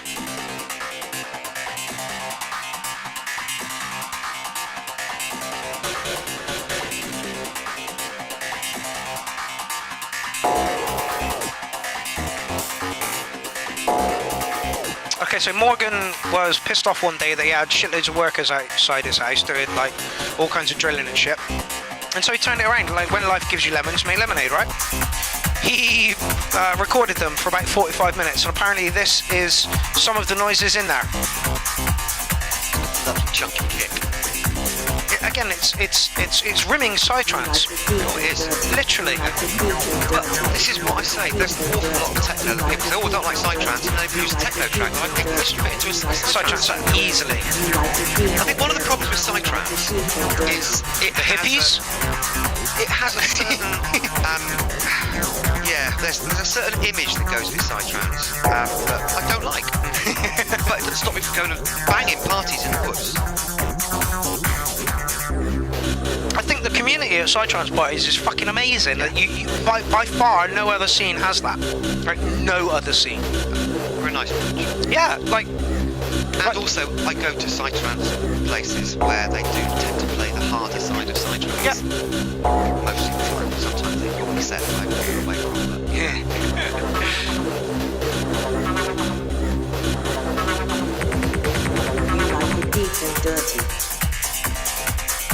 Oh dear. Tolmu's track we played earlier says, thanks for the comments and listening. I'm afraid I missed most of the URL. I got stuck at the pub. Oh, that's horrific. That's my idea of hell. That's why it gets played again, so you can listen to it. You know, go to YouTube. 2 hours time. Was there football on? Oh. Rugby's even worse. Bloody egg chasers. Do you know what I like? You're gonna love this. Curling. I will watch Olympic curling religiously. I would never have thought. Yeah, tell me about it, right? I wouldn't have thought it. There is one sport that I will watch. Drag racing. Mm-hmm. I'm a gearhead, so... For a little while I can do that. After about 10 cars going... I'm like, okay, I've had enough now. Whereas you're like, no, you've got this one to come and I want to see this. Yeah. You like it deep and dirty. You like it deep and dirty. You like it deep. Darren Cole adding people away there, which is exactly what you should be doing. Share the love. This wouldn't just fit into a psytrance set. This is the sort of psytrance I like, which is really rimming the techno side. Literally, it's got one foot in the hard techno and one foot in the psytrance. Exactly. And I think this is what annoys me when people say I don't like psytrance, and then you play something like this and go, oh yeah, I like that. Ah, dear. Yeah, Morgan, fair play for marrying those two genres up and doing it really, really well. Yeah, I don't know whether you intended to do that, but I really liked it, and it would fit into both. Yeah, easily. It's just a big continuum. Yeah. Pigeonholes are something that people... It's artificial. Pigeonholes, I hate them. I thought you were going to go on a rant then. No. Is that That's your thing. My job, isn't I it? just say these sort of pithy little comments and then shut up. Yes, Morgan, well done for marrying up those two genres. Oh God, I had something to say. And I interrupted you with That's a pithy little fine. comment. Oh yeah, go a little bit faster. You got warehouse side there. Just a little bit faster. No. No. Leave it at that speed and let the DJs speed it up. No, all right, okay. Because there are some sets where that would be a perfect speed. Yeah. It's got a chunk to it. You know what I mean? Yeah. Okay, you speed it up and your body changed into a different rhythm. But that chunk. That was about right. I liked that pace. That was a good pace for that. It was about 145, wasn't it? Yeah, but there's nothing wrong with just speeding up a little bit and doing a bit of warehouse. I'm going to give you an 808 on that one though, just simply because you did marry those psytrance sounds up without any triplets. Yeah, and without any squirty flip flop. No, yeah, just nice edgy noises. Yeah. You're doing really well at the moment, Morgan. You really, really are. Again, somebody whose tracks go down really well. Yente, did you fix your problem? Nope. I bet Yente's frantically doing something about that right now. Right, so we only have 8 tracks left. If Yente can't get his over. Stevie Overend, you are next up after Alex. Is that Diplo? Don't ask me, I can't read it from that distance.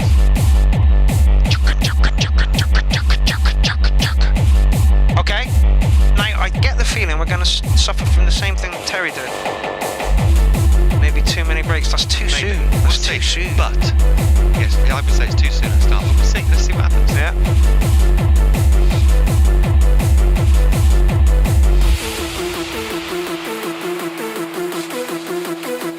I guess it really does depend on what you do with the space. Yancy says, check my inbox. We're back up to 9 tracks.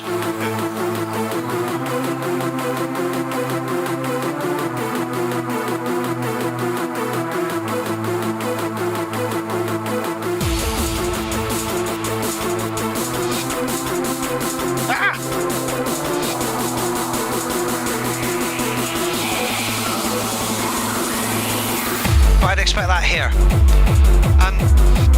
That first bit of pounding is completely unnecessary. Yeah. I would have started it out there. Well, at the start of that. Yeah. There.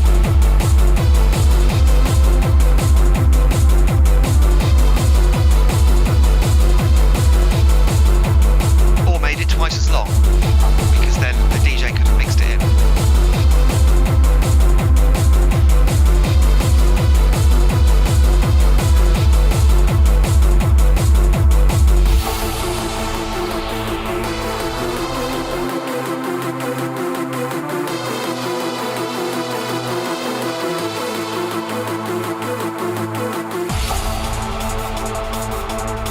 Melodic sequence. It's too close to this though. It is, it's too close.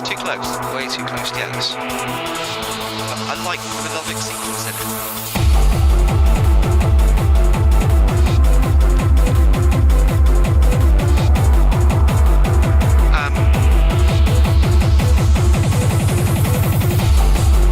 No, I'm going to criticize.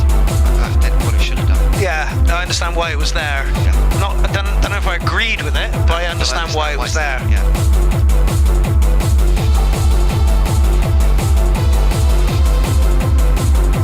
Did I just? Yeah.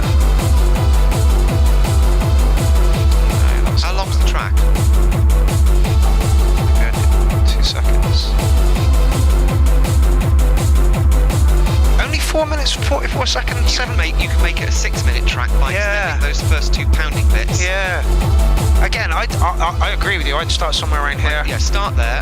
And push this up to about here. The first pounding bit, not the one right at the start, but the first that bit, twice as long. Yeah, totally. Up to about here. Then have your break. Yeah. There is nothing wrong with your track whatsoever at all. It's literally personal preference, this one. And I don't think you're doing justice to it.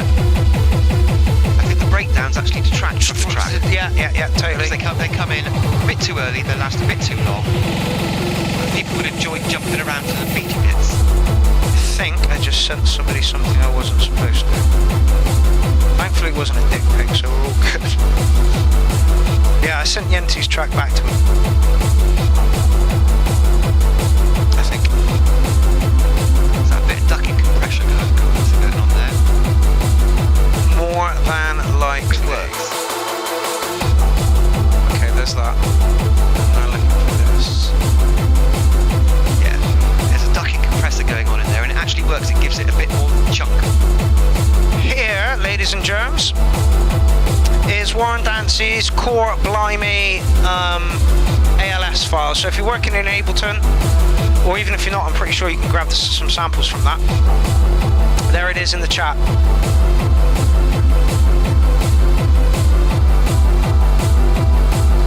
I still think it warrants an 8. Oh yeah, there's nothing wrong with the actual track. Yeah. All the sounds are really good. I like the melodic sequence. It's got a nice sort of moody feel to it. Yeah, pace. But I don't think you're doing yourself justice by having such a short bit of pounding at the start, and then a second bit of pounding that is still very short. Yeah. I think you can cut that down to. I would just have that breakdown as the lead into the track, and then would make the second bit of pounding beat much longer. If it was me and I was looking at this waveform and I was going to mix it, I'd completely disown all of this and just literally start there. Yes. Because I like to have a little bit of a mix in time, and that gives you, a good, what is that, 64 bars, probably a bit more than that. Something like that. To get into the break. Yeah. So, little break, twice you're as long. selling yourself short by having the breakdown coming in too early. Yeah. What Lindsay said. Okay, so we are now still solid 8. I think 8's God, being yeah. a bit mean as well. Yeah, but it's simply because of the structure. Right, Yente's track at 4 minutes. At least we don't have one of those carrot-shaped fucking waveforms these days. Honestly, went for about a month, 2 months of nothing They all had but. the same Yeah. shape. It's hilarious. And they're all about 2 minutes long. Like ideas, sketches. Weird. Okay, so this is Yente Dylan's Grime Lab. Oh, this is a remix of. Is this the remix of this one, fella?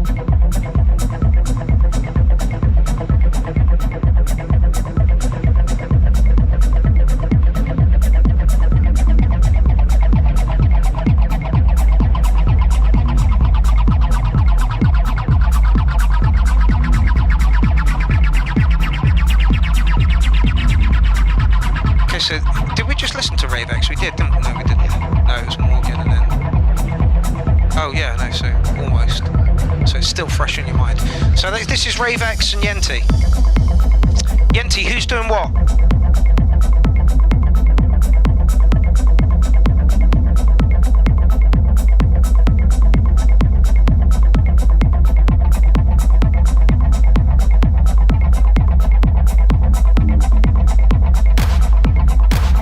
No worries, Inky, catch you later.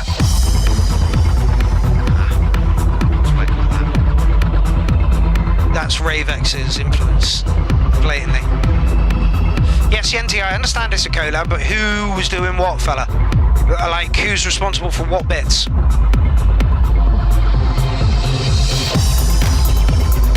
That's better. I was waiting for a more complex hi-hat to come in. That's better. That single hi-hat beat, made it a bit up stuff. Yeah. Slightly more complicated. It gives it a bit more motion. Ravex leans towards a more hardcore style, and they do that a lot within that genre. So, okay, so apparently they exchange files and work on it together. Who's doing the sequencing, fella? Is that a joint thing?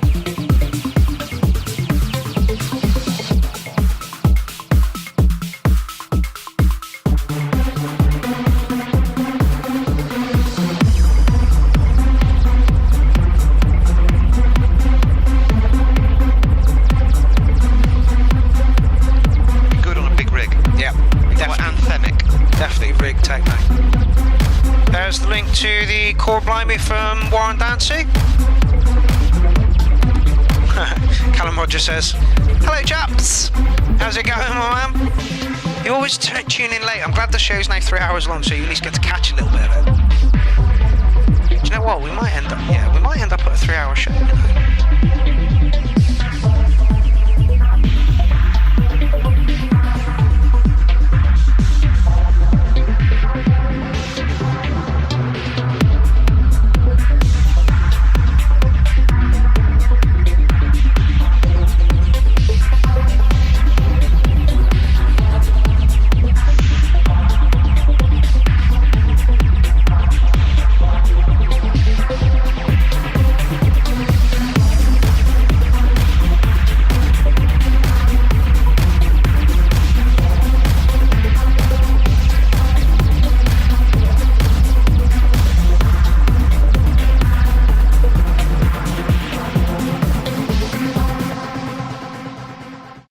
Pounding and anthemic, but just slightly messy. Yeah. At first, with the single hi-hat sound, the rhythm wasn't complicated enough, and then some other sounds came in, which they were sort of interfering with each other a little bit. Then there was a more complicated hi-hat bit, which was far more pleasurable to me because it gave the track a bit of a shuffle. But there was still these. There was almost like a filter going on that sort of ravey melodic sound, the sort of ravey stabby but quite long sounds, and there was like a filter going round and round, and you lost some of the Punch. Yeah, it was almost like it was over processed in places. Yes. Yeah, Yente, you can hear your influences here in the acid lines, because they're like the whole track is, like you say, kind of oompa, and the stabs are da da da da, and then you've got Yente's acid lines in the background, going crazy, like you said, interfering. Great word, by the way. Interfering. I'm such a child. Yente, see, this is the problem when we want to talk nicely about a track that didn't excite us. Is that it didn't quite hit the mark. The thing is that the actual sounds were anthemic. Yeah. And on a big rig, it would have been quite overwhelming and nice. Yes. But there was a little bit too much going on in some patches, and yet the rhythmic structure was quite simple. And I would have liked the rhythmic structure to be more complicated, but the actual synth sounds to be a little bit less. Yeah. So basically, what we're saying is we like what you two do together, but we feel that there is more to come. And the stuff that's going to come is going to be a little bit more gelled together. I can hear Ravex, and I can hear you kind of in the background, kind of thing. Maybe. I'm not going to give it a number. No, I'm not. I'm not going to give it a number. I hate giving it numbers now. Yeah, it's hard. It's hard. We like what you're doing, but the thing is, it was a really, what's the word? It we was are sweating It was an anthemic track. Yeah. Do you know what I mean? And yet it was an anthemic track that didn't quite hit the right anthems. Buttons. Yeah. This is it. Yeah. It didn't do itself justice. If the track had gelled better, it would have been one of those, euphoric. Stick some trance noises in there, that rainy trance sound, over the top of it. And I still feel that the rhythmic structure, that the percussion needs to be just slightly more complicated to give it a little bit more shuffle. It was a little bit, and it could have been, you know what I mean? It would have driven it along a little bit more. Oh, bless. Ferret Guy says, not too sure. I think he's talking about himself there. We watch you with our eyes, but we feel the beat from our heart. That's nice. To say that we were struggling.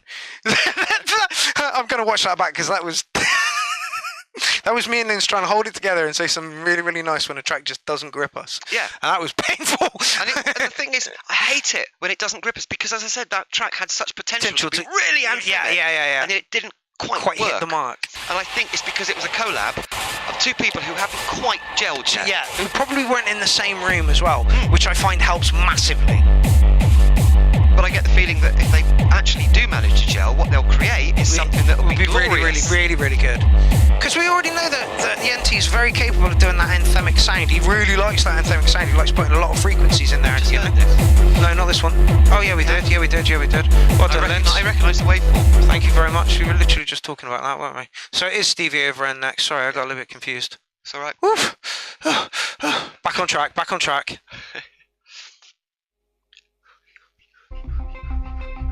By the way, you are allowed to disagree with us.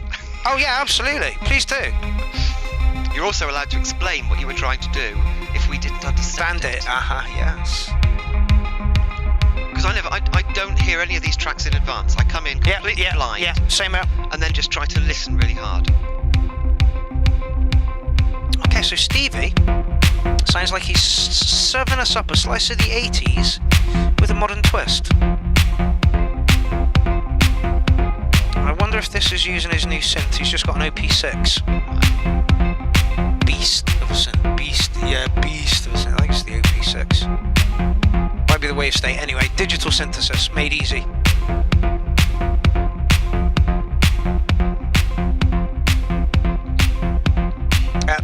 See, Ravex himself says, still a work in progress, needs loads of work. I wouldn't say loads of work, like not loads of work at all, but just like, you've got that anthemic sound, like Lynn says, lean more towards it, Maybe a simpler acid line or some simpler synth lines in there. The track breathe. It sounded a bit strangled. Yes. Because there was too much going on. Darren Cole says, hashtag, well, I enjoyed it. No, I enjoyed it. It's just, it just didn't grip. And I'm not going to try and dig us out of that hole any longer. I'm just going to shut up.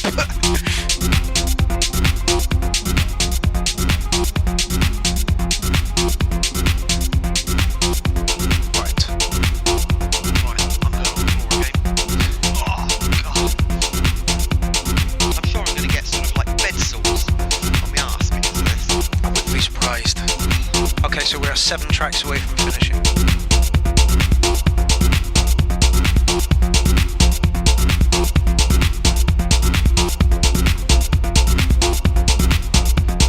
Unsure I like the kick drum.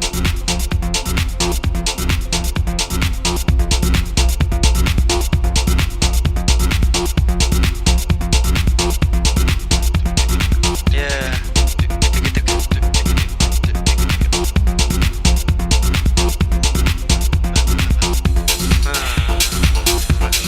Yeah, shut up.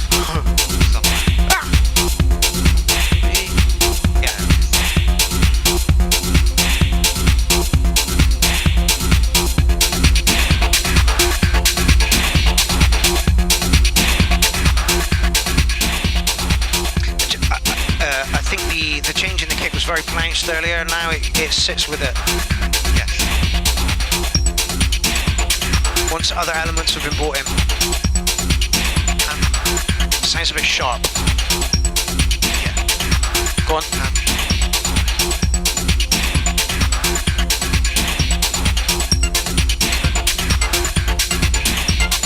You know, a really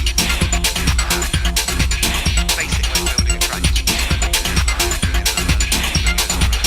you know what I mean? That's what this one's doing. Do have some of those elements taken back out of it. Like I say, he's just bought a new digital synth and FM synthesis, and you can just hear the glass sounds all over it. That's what I'm saying. There's a lot of them going on. Yes, there is. I don't know if you quite picked up Lindsay's face there, but the emphasis was on a lot.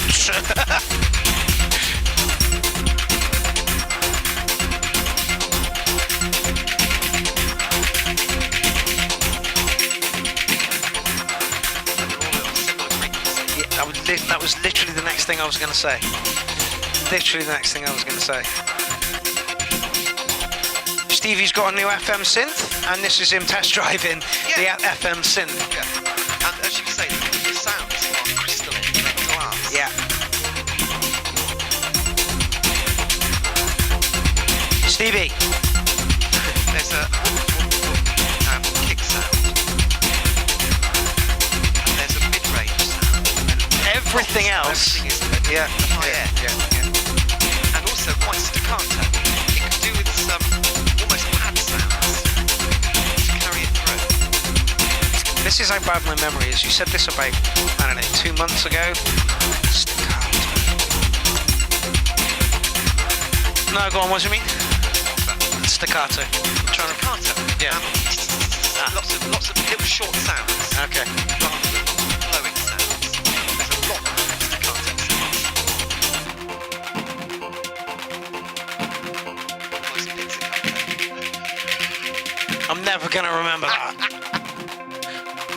Well, Yente liked it and he gave it epic 100. No, it is. There were some epic sounds in there. And it pulled up really well, but then it almost got... There was an awful lot of the high end tinkling sounds that started to interfere with each other. Yeah, it's very, very cluttered. And you're like... Hold on. That's a hell of a fucking long build-up, mate. Yes. But as I said, the build-up was literally... I'm guessing here. 8 bars, bring another sound. 8 bars, bring another sound. 8 bars, bring in another sound. And it just built up in complexity. So in the end, there was an overwhelming number of those staccato sounds. Yeah. So here you can hear them, and then there's just more and more of them coming in. I think he's got an OP6, and if he's got an OP6, it's got 6 voices on it. So literally, this is him with all 6 voices, just playing around just to see what with the keyboard. Each one was a lovely sound, but by the time it got to like 4 of them, it was beginning to get too much, and then there was still more coming in. Yeah. And after a while, I was thinking, cool. Please take some of those out so I can hear the individual sounds. And as I said, it could have done with a pad in there just to blend it all in. Literally, Dr. Vimto said the same thing. Needs pads to it. Rest is really good. It just needs some breathing space between all those high-pitched glass sounds. Literally, it sounded... Callum said started really well, and it did start really well. And then it's like somebody tapping glasses, and you're just going around tapping every and it's just like, oh my God, it's getting a bit much now. Overall, going to give you like a 7.5 on it. I think that's being a bit mean. But there were 2 breakdowns. Yeah, too close to each other. And neither of them gave any respite. No, that's it. Somehow, even though they were breakdowns, even though you can see from the waveform that something went missing, it didn't sound like anything was going away. Yeah. So actually, although the waveform looks like there's 2 breakdowns, the overall sound of it was a continual barrage of these extremely clear crystal sounds. Stevie Overend himself says, "I think I put too much into it myself." Yes. So again, we're just echoing exactly what you think. It makes me happy that like you guys are putting tracks in, and you know yourself, you're like, oh, maybe this is a bit, and then we just say we think you've put too much into it. So like we're singing from the same hymn sheet. Yeah, it helps, right? It helps. Also, it means that we're not fucking idiots just spouting shit, which is the other end of the spectrum. I don't know. Sometimes I wonder. Okay, so. Howlet free WAV download Superfly Techno. Somebody new, I think, again. Good. Like I say, I punted it around to a few groups. Different ones, yeah. The problem is you do more than 5 a day and you get fucking jumped on. God, the mic's beginning to dig into the side of my head now.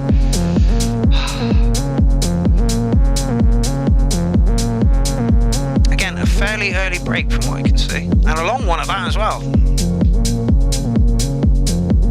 Maybe tastes on the dance floor have changed, I don't know.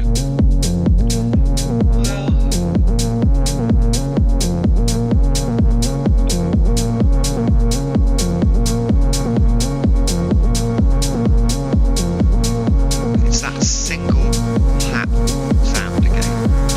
I'd like to hear. Oh, it's not a break. That's a swell. No, the kick did go. You better have something big here, fella. Better take the hat out as well. Maybe brought it back in. No. The hat needs to be brought down in the mix. It needs to be doubled. And I'd have taken it out for the swell. Better be big here.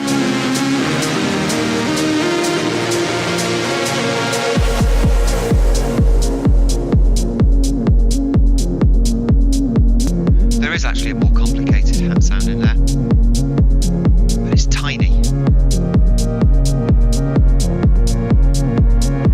There's a tick-tick going on. It's very, very muted. Liars are shagged at those frequencies. Electronic says, don't shit in your hands. I try not to. Usually in a potty, toilet, gazunda. This is very nice. And I think possibly we're getting tired and crotchety and critical towards the end of the show. But that hi-hat sound, well, it's just a hat sound. Oh, thank God it's gone. Bit too relentless for you? It just went on.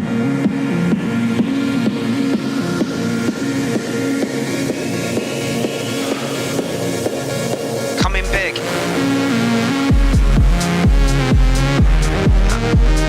It's okay, because it's a nice anthemic sort of swell, but it wasn't quite as impactful as I'd like. Right. This here was huge. The build-up was huge. It was huge, but the hat kept on going, which took the whole point of it is the rhythm goes, and it just becomes this swelling synth sound, an arrangement of pads which actually sort of bring up attention. Because the hat kept on going, it felt like the beat was still going. Paul agrees with you, who says that there should be some skippy hats going on in there as well. Electronic Side says it was sick. No, it's a lovely anthemic track again, but that hat is relentless. I'd like to hear it about 30% less volume and doubled at least. And like offbeats as well, maybe a touch more percussion, because literally it's just been kicking hat the entire way through, hasn't it? I still think it requires an 8. No, it does, because it's got that. It's full of swells.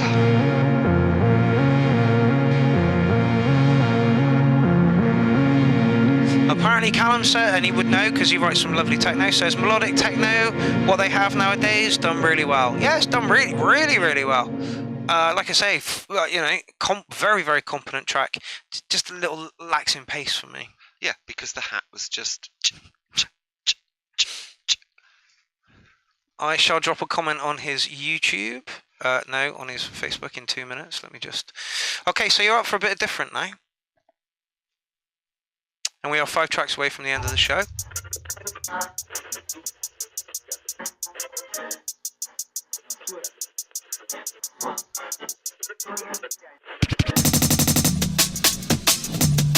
I wonder if this is the track that he made in the acoustic.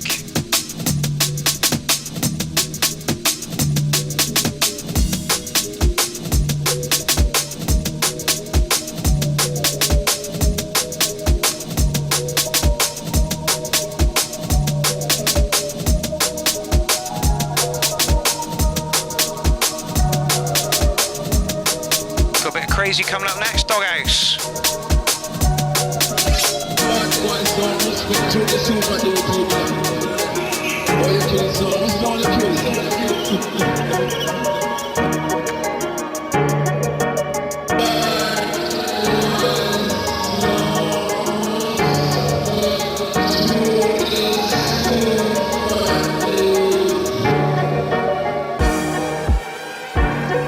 When it said ready to rumble, I was half expecting Ant and Deck vocals in it.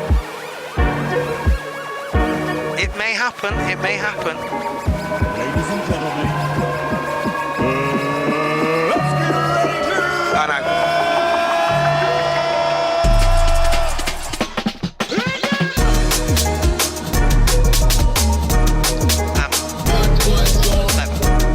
Oh, Sam, honestly, Sam's stuff's really good. Really, really good. If only I could remember the rap lyrics to Ready to Rumble.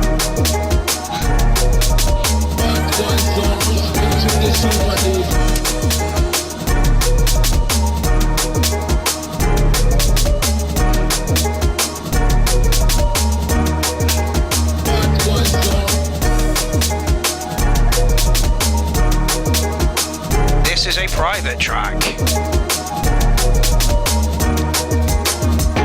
Come on, Sam, you've got us. What are you going to do with it?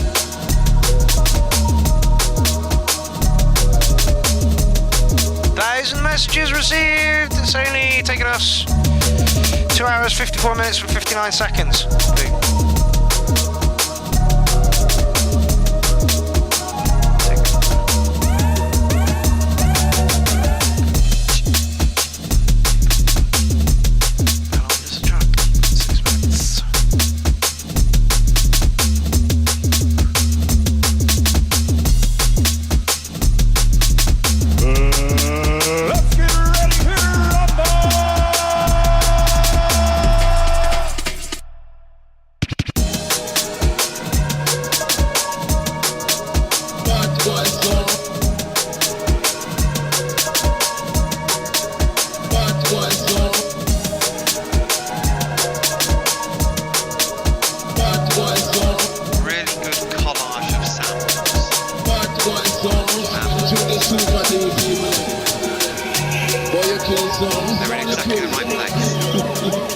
Yeah, he's very, very good at what he does. So. ladies and gentlemen, There's a lot of let's get ready to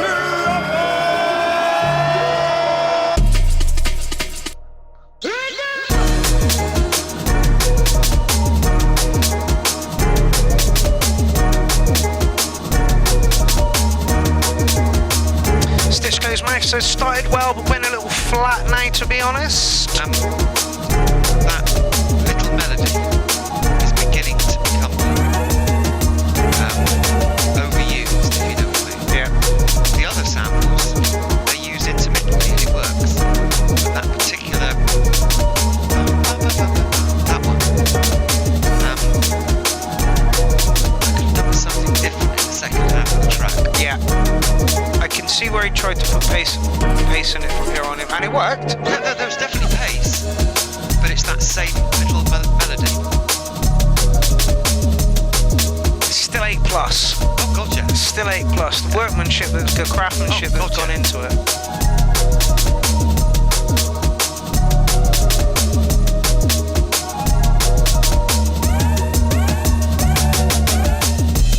Time for change says it feels like it needs a sweet MC to add verse into it.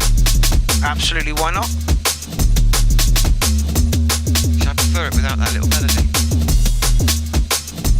Yeah, you waited a long time to drop it though. You did drop it earlier as well. Did it?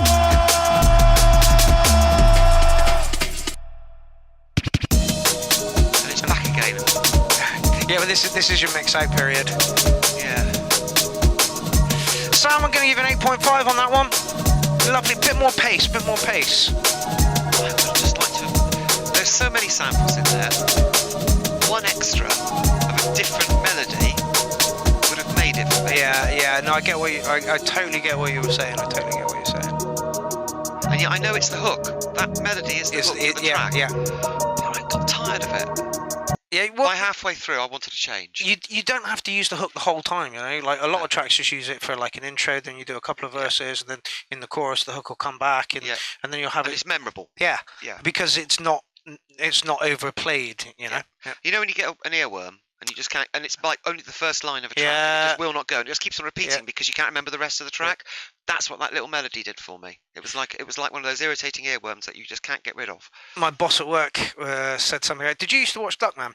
And then instantly I just went, "You let your guard down, and push your pelvis, huh? You push your pelvis, huh? All fucking day." So yeah, earworm, you know. Anyway, we're up to some Doghouse. Friday's Euro Million Super Jackpot. Go away. Oh, I have to go to the loo. Doghouse is back. Oh dear, Doghouse. Blue Passport Blues. Woke up this morning. Totally, Doghouse, totally. My passport, it was blue.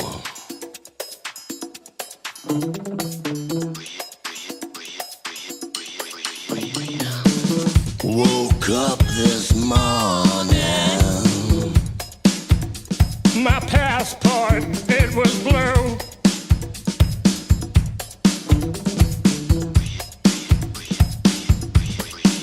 Well, there ain't no point leaving the house. This form of ID just won't do. Oh no, it won't do. Yes! Oh no, it won't do.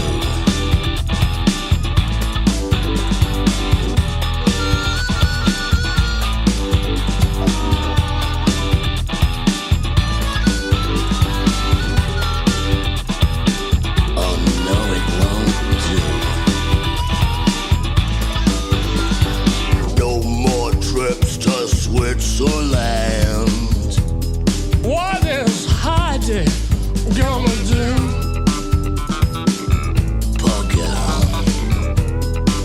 Oh no. No more trips to Switzerland. What's poor Heidi gonna do? Tell me now. Without her loving bad eyes, the poor girl's gonna go quite cuckoo. Cuckoo.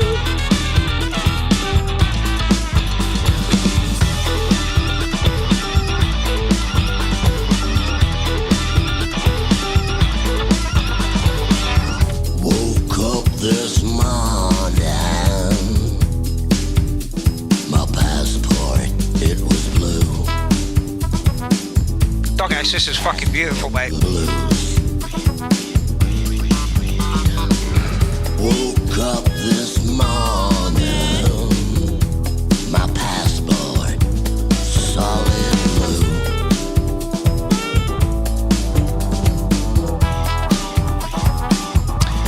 Paul says really well balanced. Cheers. Leave them There's the hi-hats. Hey, alright with these. will never do. What's a boy? Johnny T, I kind of think the guitars are too filtered in places. They sound like they're hiding. No more trips to Portugal. No more howling round the fire. Do you know what's sad is this is all true. You know? No more holding round the fire. You think you're going away? Do you think how much it's gonna fucking cost you to go away at the moment? Dream on. Afford the heater. On this frozen hearted isle, I can't afford to smile. 'Cause I woke up this morning. Ah, yes, Johnny T. But yeah, good answer. It gives the vocal space. Yeah. I got those blue passport blues. Not gonna bow down to fear, gonna focus my mind on a new idea. Well, you might think you can stop me traveling, but a lot of my friends are European. You can't stop me with your visas. You can't fool me, I know your reasons. You want us trapped on this prison isle, so I guess it's farewell, ta-da, goodbye. Nil point. This is the best track he's done.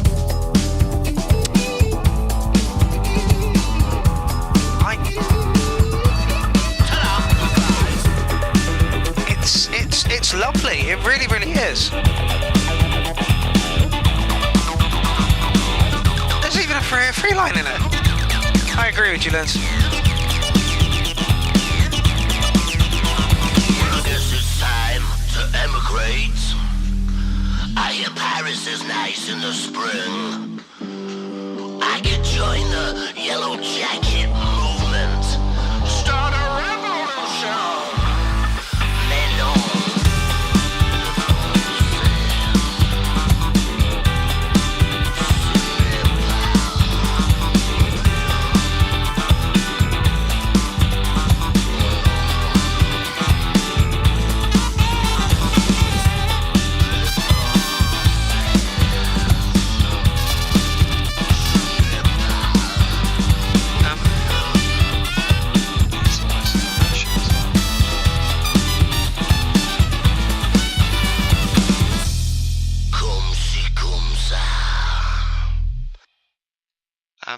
Best track he's ever done.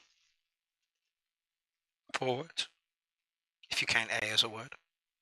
Track of the night. Yeah. And I don't like that style.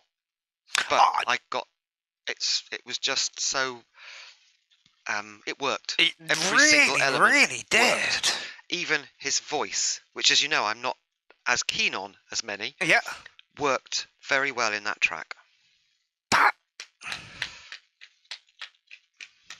And in fact, A wasn't even in those 4 words. What the fuck? Anyway. Doghouse, that was brutally good, mate. That was brutally good. Absolutely brutally good. Yeah. Okay, moving on. Divine Masculine. He's put in before.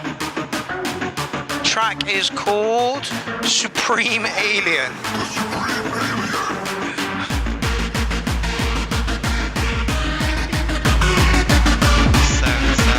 Core? It's core, but it's anthemic. Yes.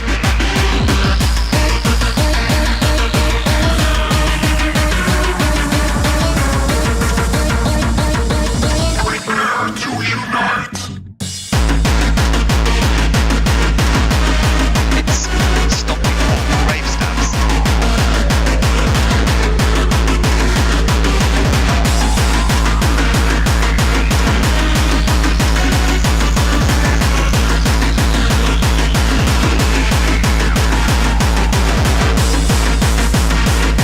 All his noises space. Nothing is clanging around with each other.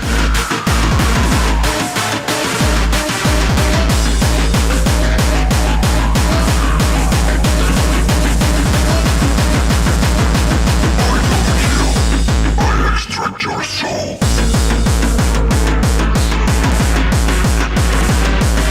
It's not clever.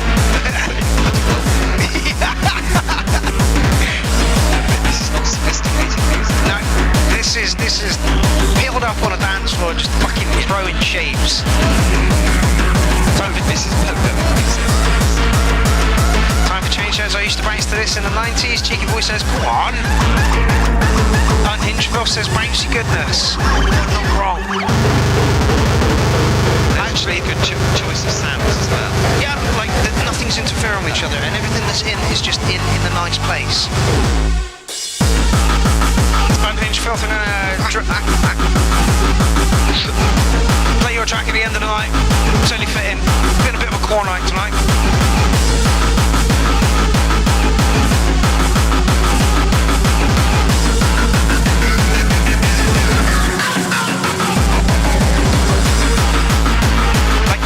It's really simple. There's not that much going on, but what is going on is telling its own little story. The story is just jump around with a bunch of minutes. Yeah. Johnny T says, or throwing each other. Honestly, there's a mosh pit going on here somewhere. It is.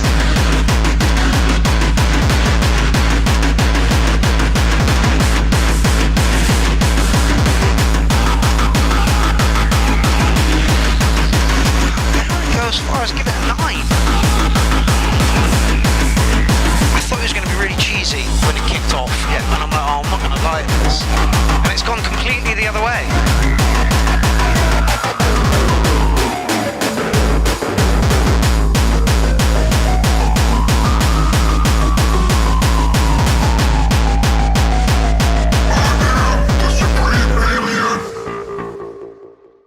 I really like that. I really like that. That was super cool. I'm going to give that a 9. Yeah, it was good. That was good. At the end of the night. As I said, completely unsophisticated in terms of, there was nothing, what's the word? It was raw. Yeah, oh yeah. But it was raw in its essence rather than in the work that had been put into it. Yeah, no. Worked. Yeah, and like I say, each little noise was telling its own little story, and it wasn't like it was competing for voice space. It was really good, really good. I like that a lot. Okay, so we have now Tome Acid, The Delusions of Grandeur. I fucking love that. Escape from the stress and hustle. And yeah, Tome Acid, Delusions of Grandeur. Just gonna touch you a bit.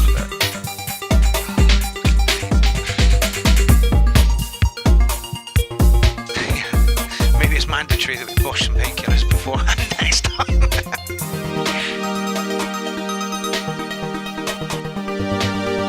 Oh, I was hoping for larger.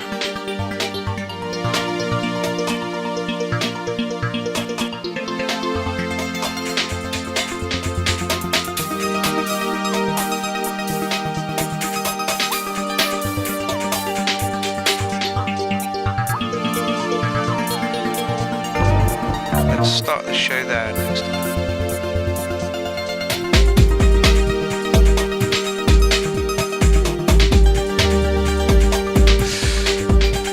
After the last track. Yeah, and it's, again, I can't actually say there's anything wrong with it.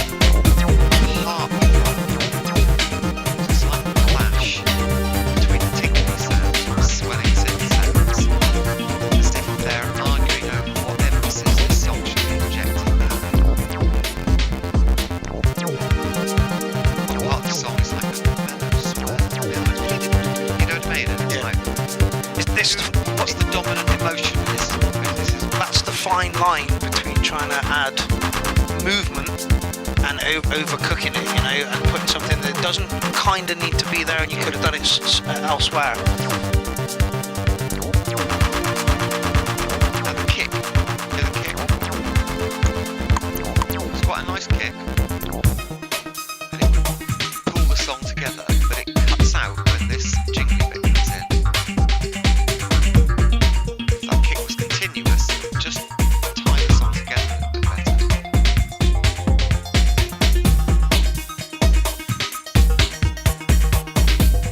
It's a bit schizophrenic. There's like two emotions going on here, or two feelings. Well, didn't we have 4/4 for a minute? Yeah. And now it's in break. Yeah. Paul's loving it. Was Pip around?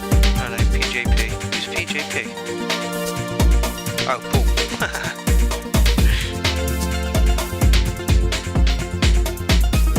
Jason Marsh says percussion sounds loud but empty. And Darren Cole says all over this. Added it fucking immediately.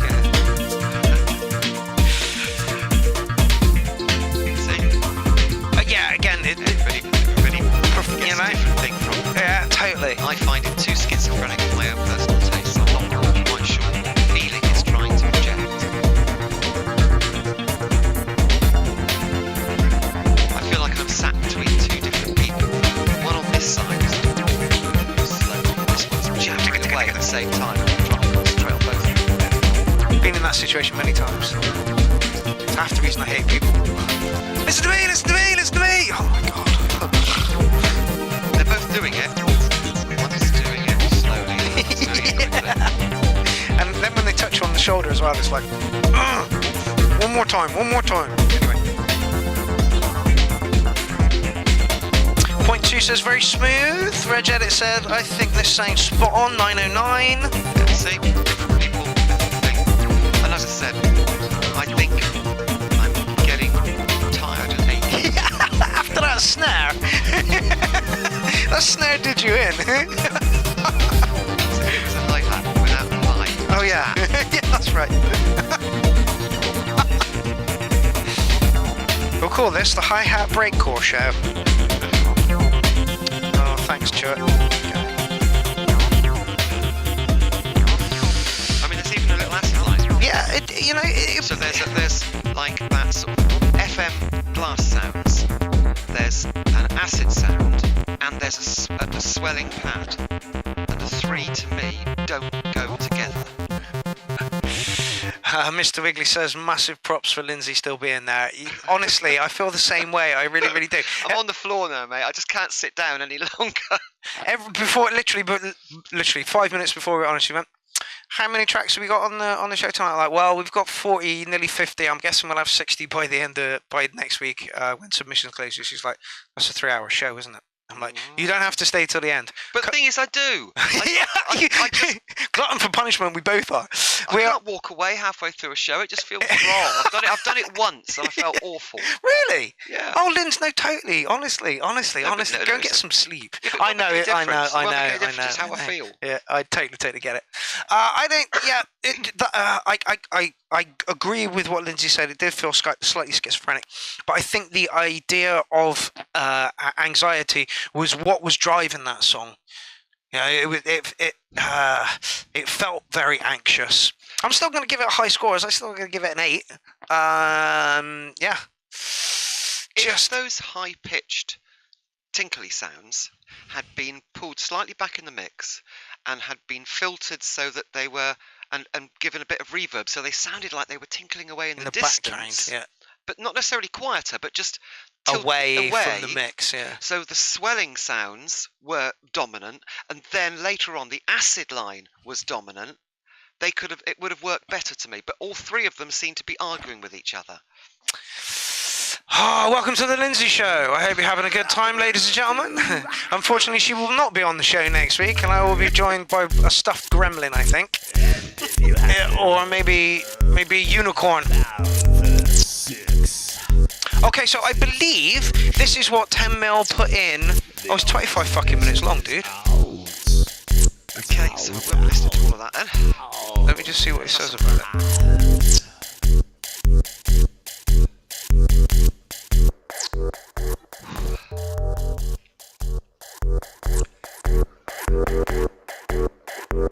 Please start at 18 minutes in. Okay.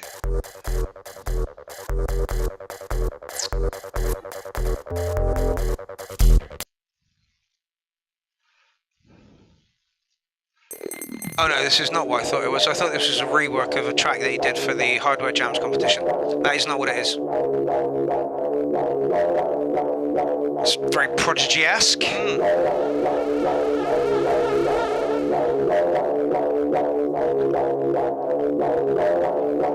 Oh yes, Doghouse, you did indeed, and we absolutely, it was track of the night for all of us. Everybody in the building just shut up and listened, honestly. You did fucking well there, mate.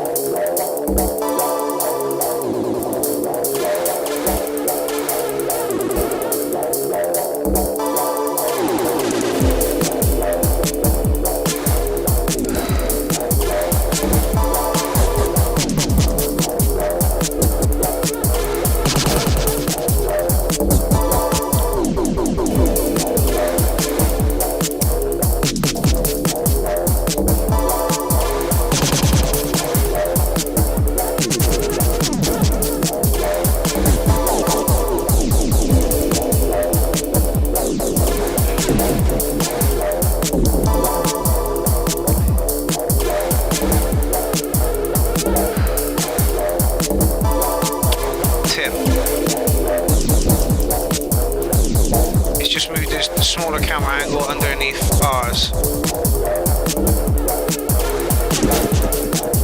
There you go.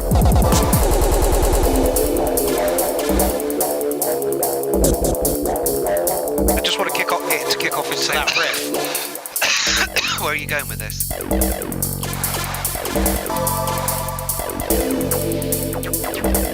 It's a little bit noodly at the moment. Needs a touch of structure.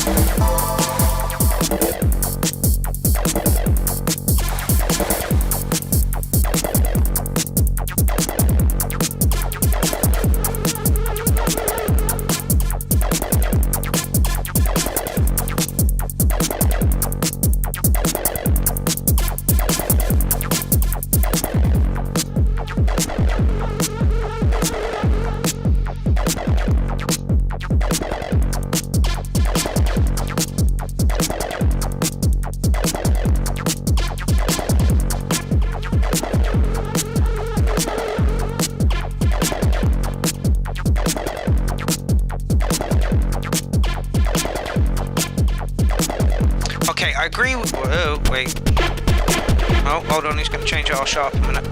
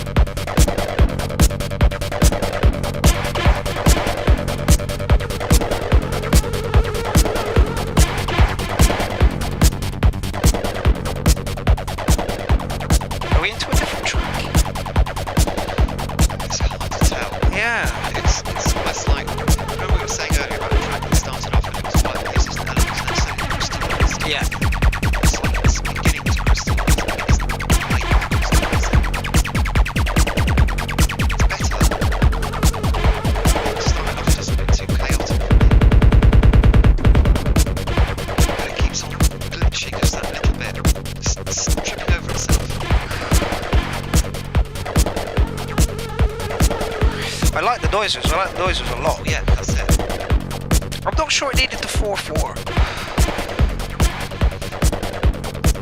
Yeah, Dr. Vimto says the same thing. Sounds like it's changed track. You may have. It's like I say. It's an excerpt from.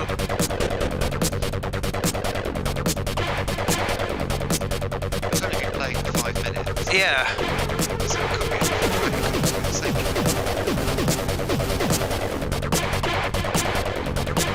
But they're flowing into each other. That's the point. Oh yeah, it worked, but I'm just not too sure that breakbeat track needed it. Also for the breakbeat track, there was a lot of, it kind of plodded along nicely, and there was a lot of lows, you took a lot out, but there weren't any highs. As I was just going to go to say something, you brought in a synth line, but then you turned it up, and then you turned it back down, and then you went into the 4/4.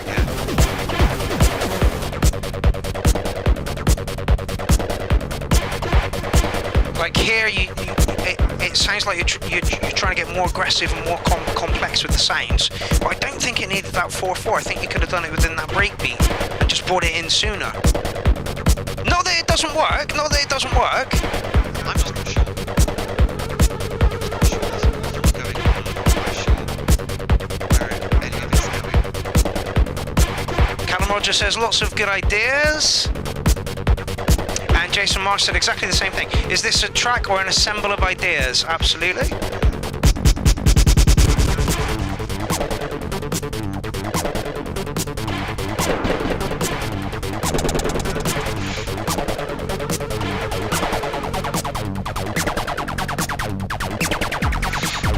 Some of the chaos I've had Action. Action is as if BPM has been set. Right. I'll go into this after it's my main gripe with the KP3.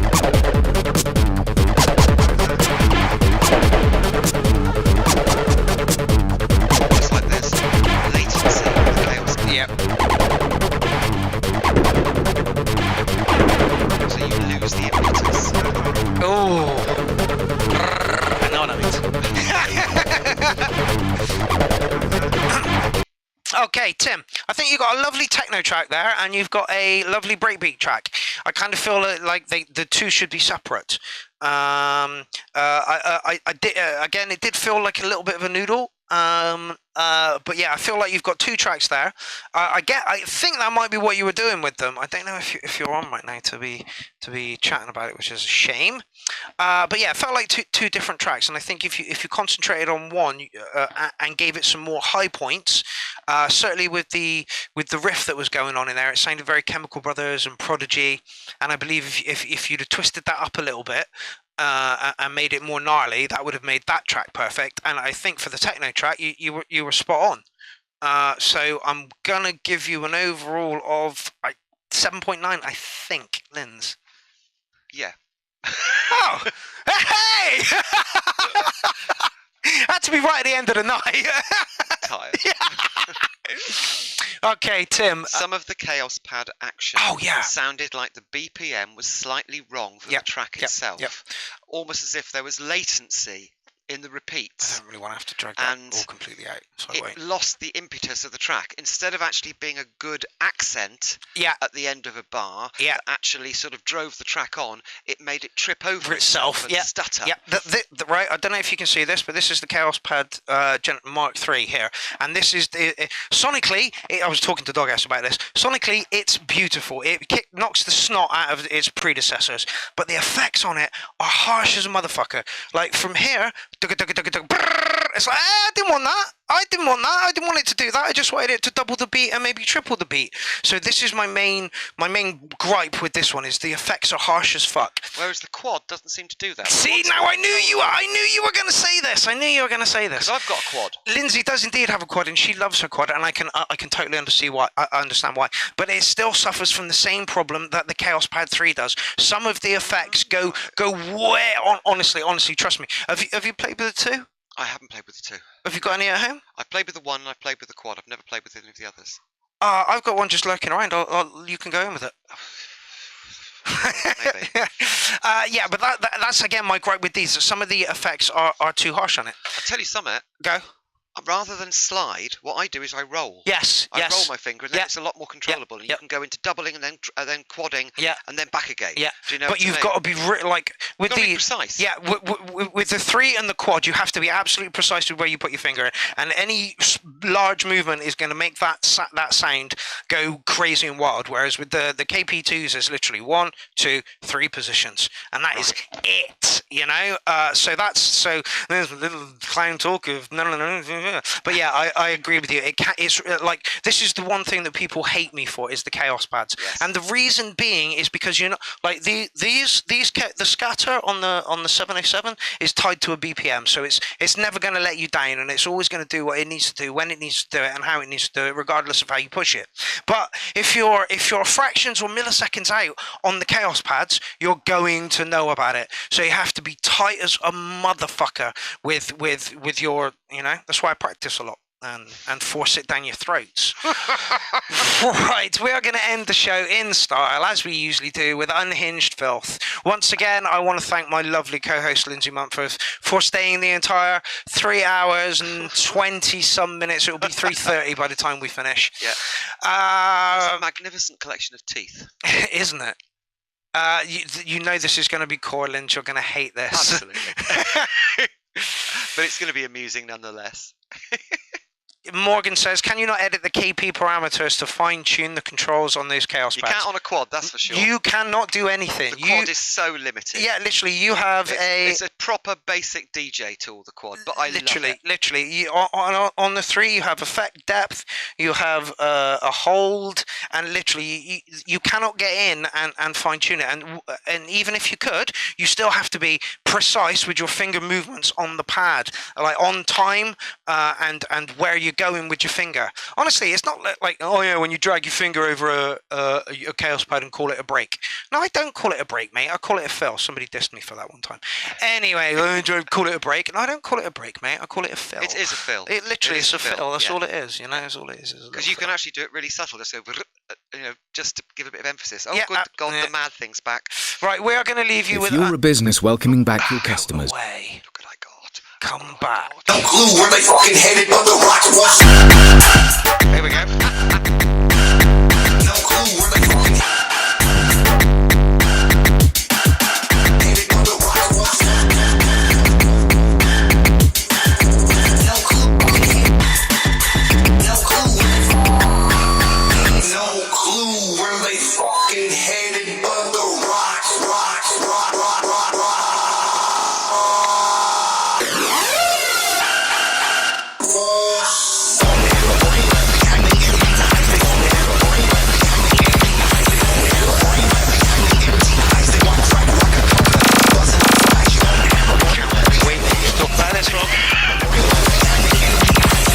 Just to make Lindsay's last 10 minutes of the show even worse, we'll play some core. No clue where they fucking headed, but the rock.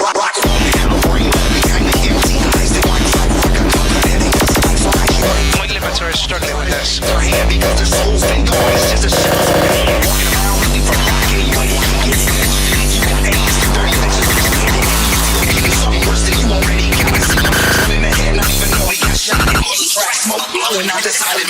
Someone else I would very much like to interview is Unhinged Phil. And I'll bet he's the loveliest family man you've ever met in your life, you know? Yet produces this.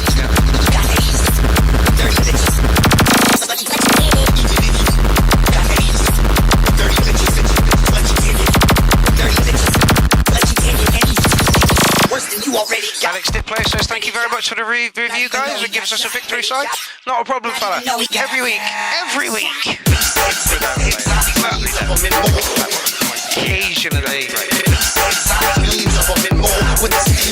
Thinking about having a break in 2 weeks.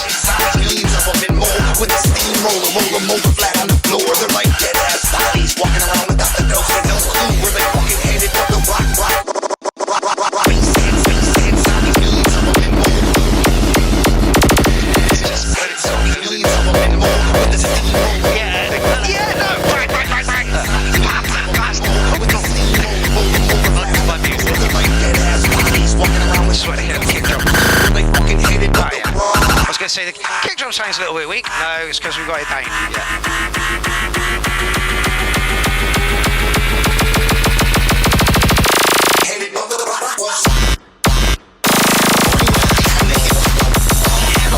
Bonkers.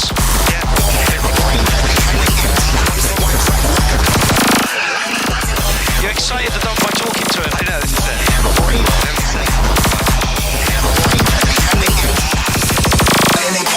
Honestly, one day it's just going to pass.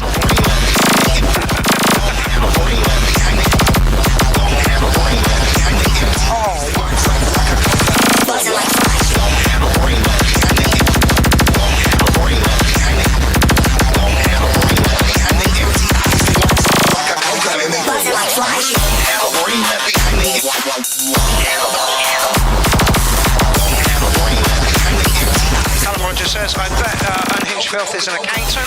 And Jason Marsh says, I bet he likes nice jumpers.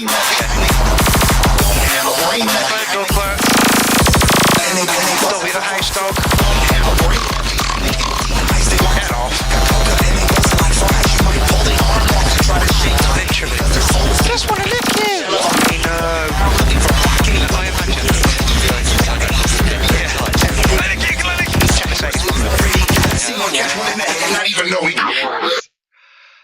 Oh, is it over? Oh my God. Go on then, Linz. Chat about that one. Mugged by music. It's just get into a thing where you think, okay, it's really fast and it's really sort of aggressive, and it's going dum dum dum da da dum dum dum, and you think, yeah, I can just about cope with that, and then suddenly it goes, and you think, oh god, oh god, oh god, you know. It is. I think that ending with Unhinged Filth is a wonderful way to end the show. You do it a lot. Yeah. Well, he puts in like just after like the cut-off point, and it's like it may, you know. Oh no, maybe I should play it next week as well, because that's robbing him of a prime time place. He's only got 18 people watching him now. Yeah, I'll play you next week as well, because that seems mean.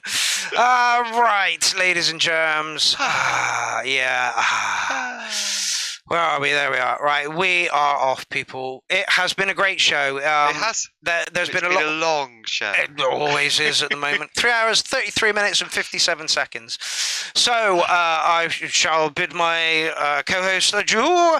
I shall Good bid night, everyone. the producers Good adieu. night. I shall bid the viewers a gazoo, gazondo. Where the fuck are we?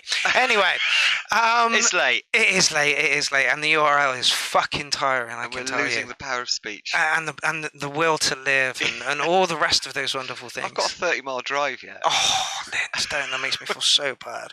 You know, you said you felt bad about leaving. Yeah. I feel the same when you stay. Not because like, oh, you know, I want you to leave or any shit, but because like it's long. If you were here at the beginning of the night, thank you very much that you're still at the end of the night. If you didn't and you weren't here at the beginning of the night for whatever reason, that does not matter. You can catch up at this whenever you want. There have been 30 wonderful tracks this evening. I think there was one that needed attention, and he went away, gave it attention, posted it back in the thread. Absolutely fucking beautiful. And the last thing I would say is, no matter what we say about a track, it's the criticism is never done in malice. We're just trying to make everybody better. Yep. But only from our own terms. Do you know what I mean? Everybody's got a different opinion about music. So listen to what we have to say if you really want to, or completely ignore it and go your own way, and then submit a track. And to be perfectly honest, we'll probably like it anyway. Yep. People can only give you advice from their standpoint. Yeah. I come from a thrash metal background that got into acid techno, so I'm going to give you all my feedback based on that. I come from a prog rock background and sort of even folk music and stuff like that, and also some sort of early dance music. So I've got a slightly different twist on it, and I like drum and bass. Yep. Which is why you guys love Lindsay being on, because she's way more open about her music than I am. And I'm like, if it's not 90s metal, then or acid techno, you can get the fuck out. I've just been listening to it for a lot more years than you. As simple as that. Yeah, this is true. And you've been a lot more open. Do you know the last band that I took in were System of a Down, and I took them in 4.5 years ago. Like, not when they came out. 4.5 years ago, yeah. Literally. Right, ladies and germs, we are off. It has been a pleasure. We shall... No, not that one. We shall see you... Or I shall see you next week. And I'll probably see you in about 3 weeks' time. Yes. Which is fairly respectable, seeing as though the URL is now 3 hours long. Yeah. Right, we are going to leave you with the track that is out on Paul Helios' EP, We Are the Underground. Night.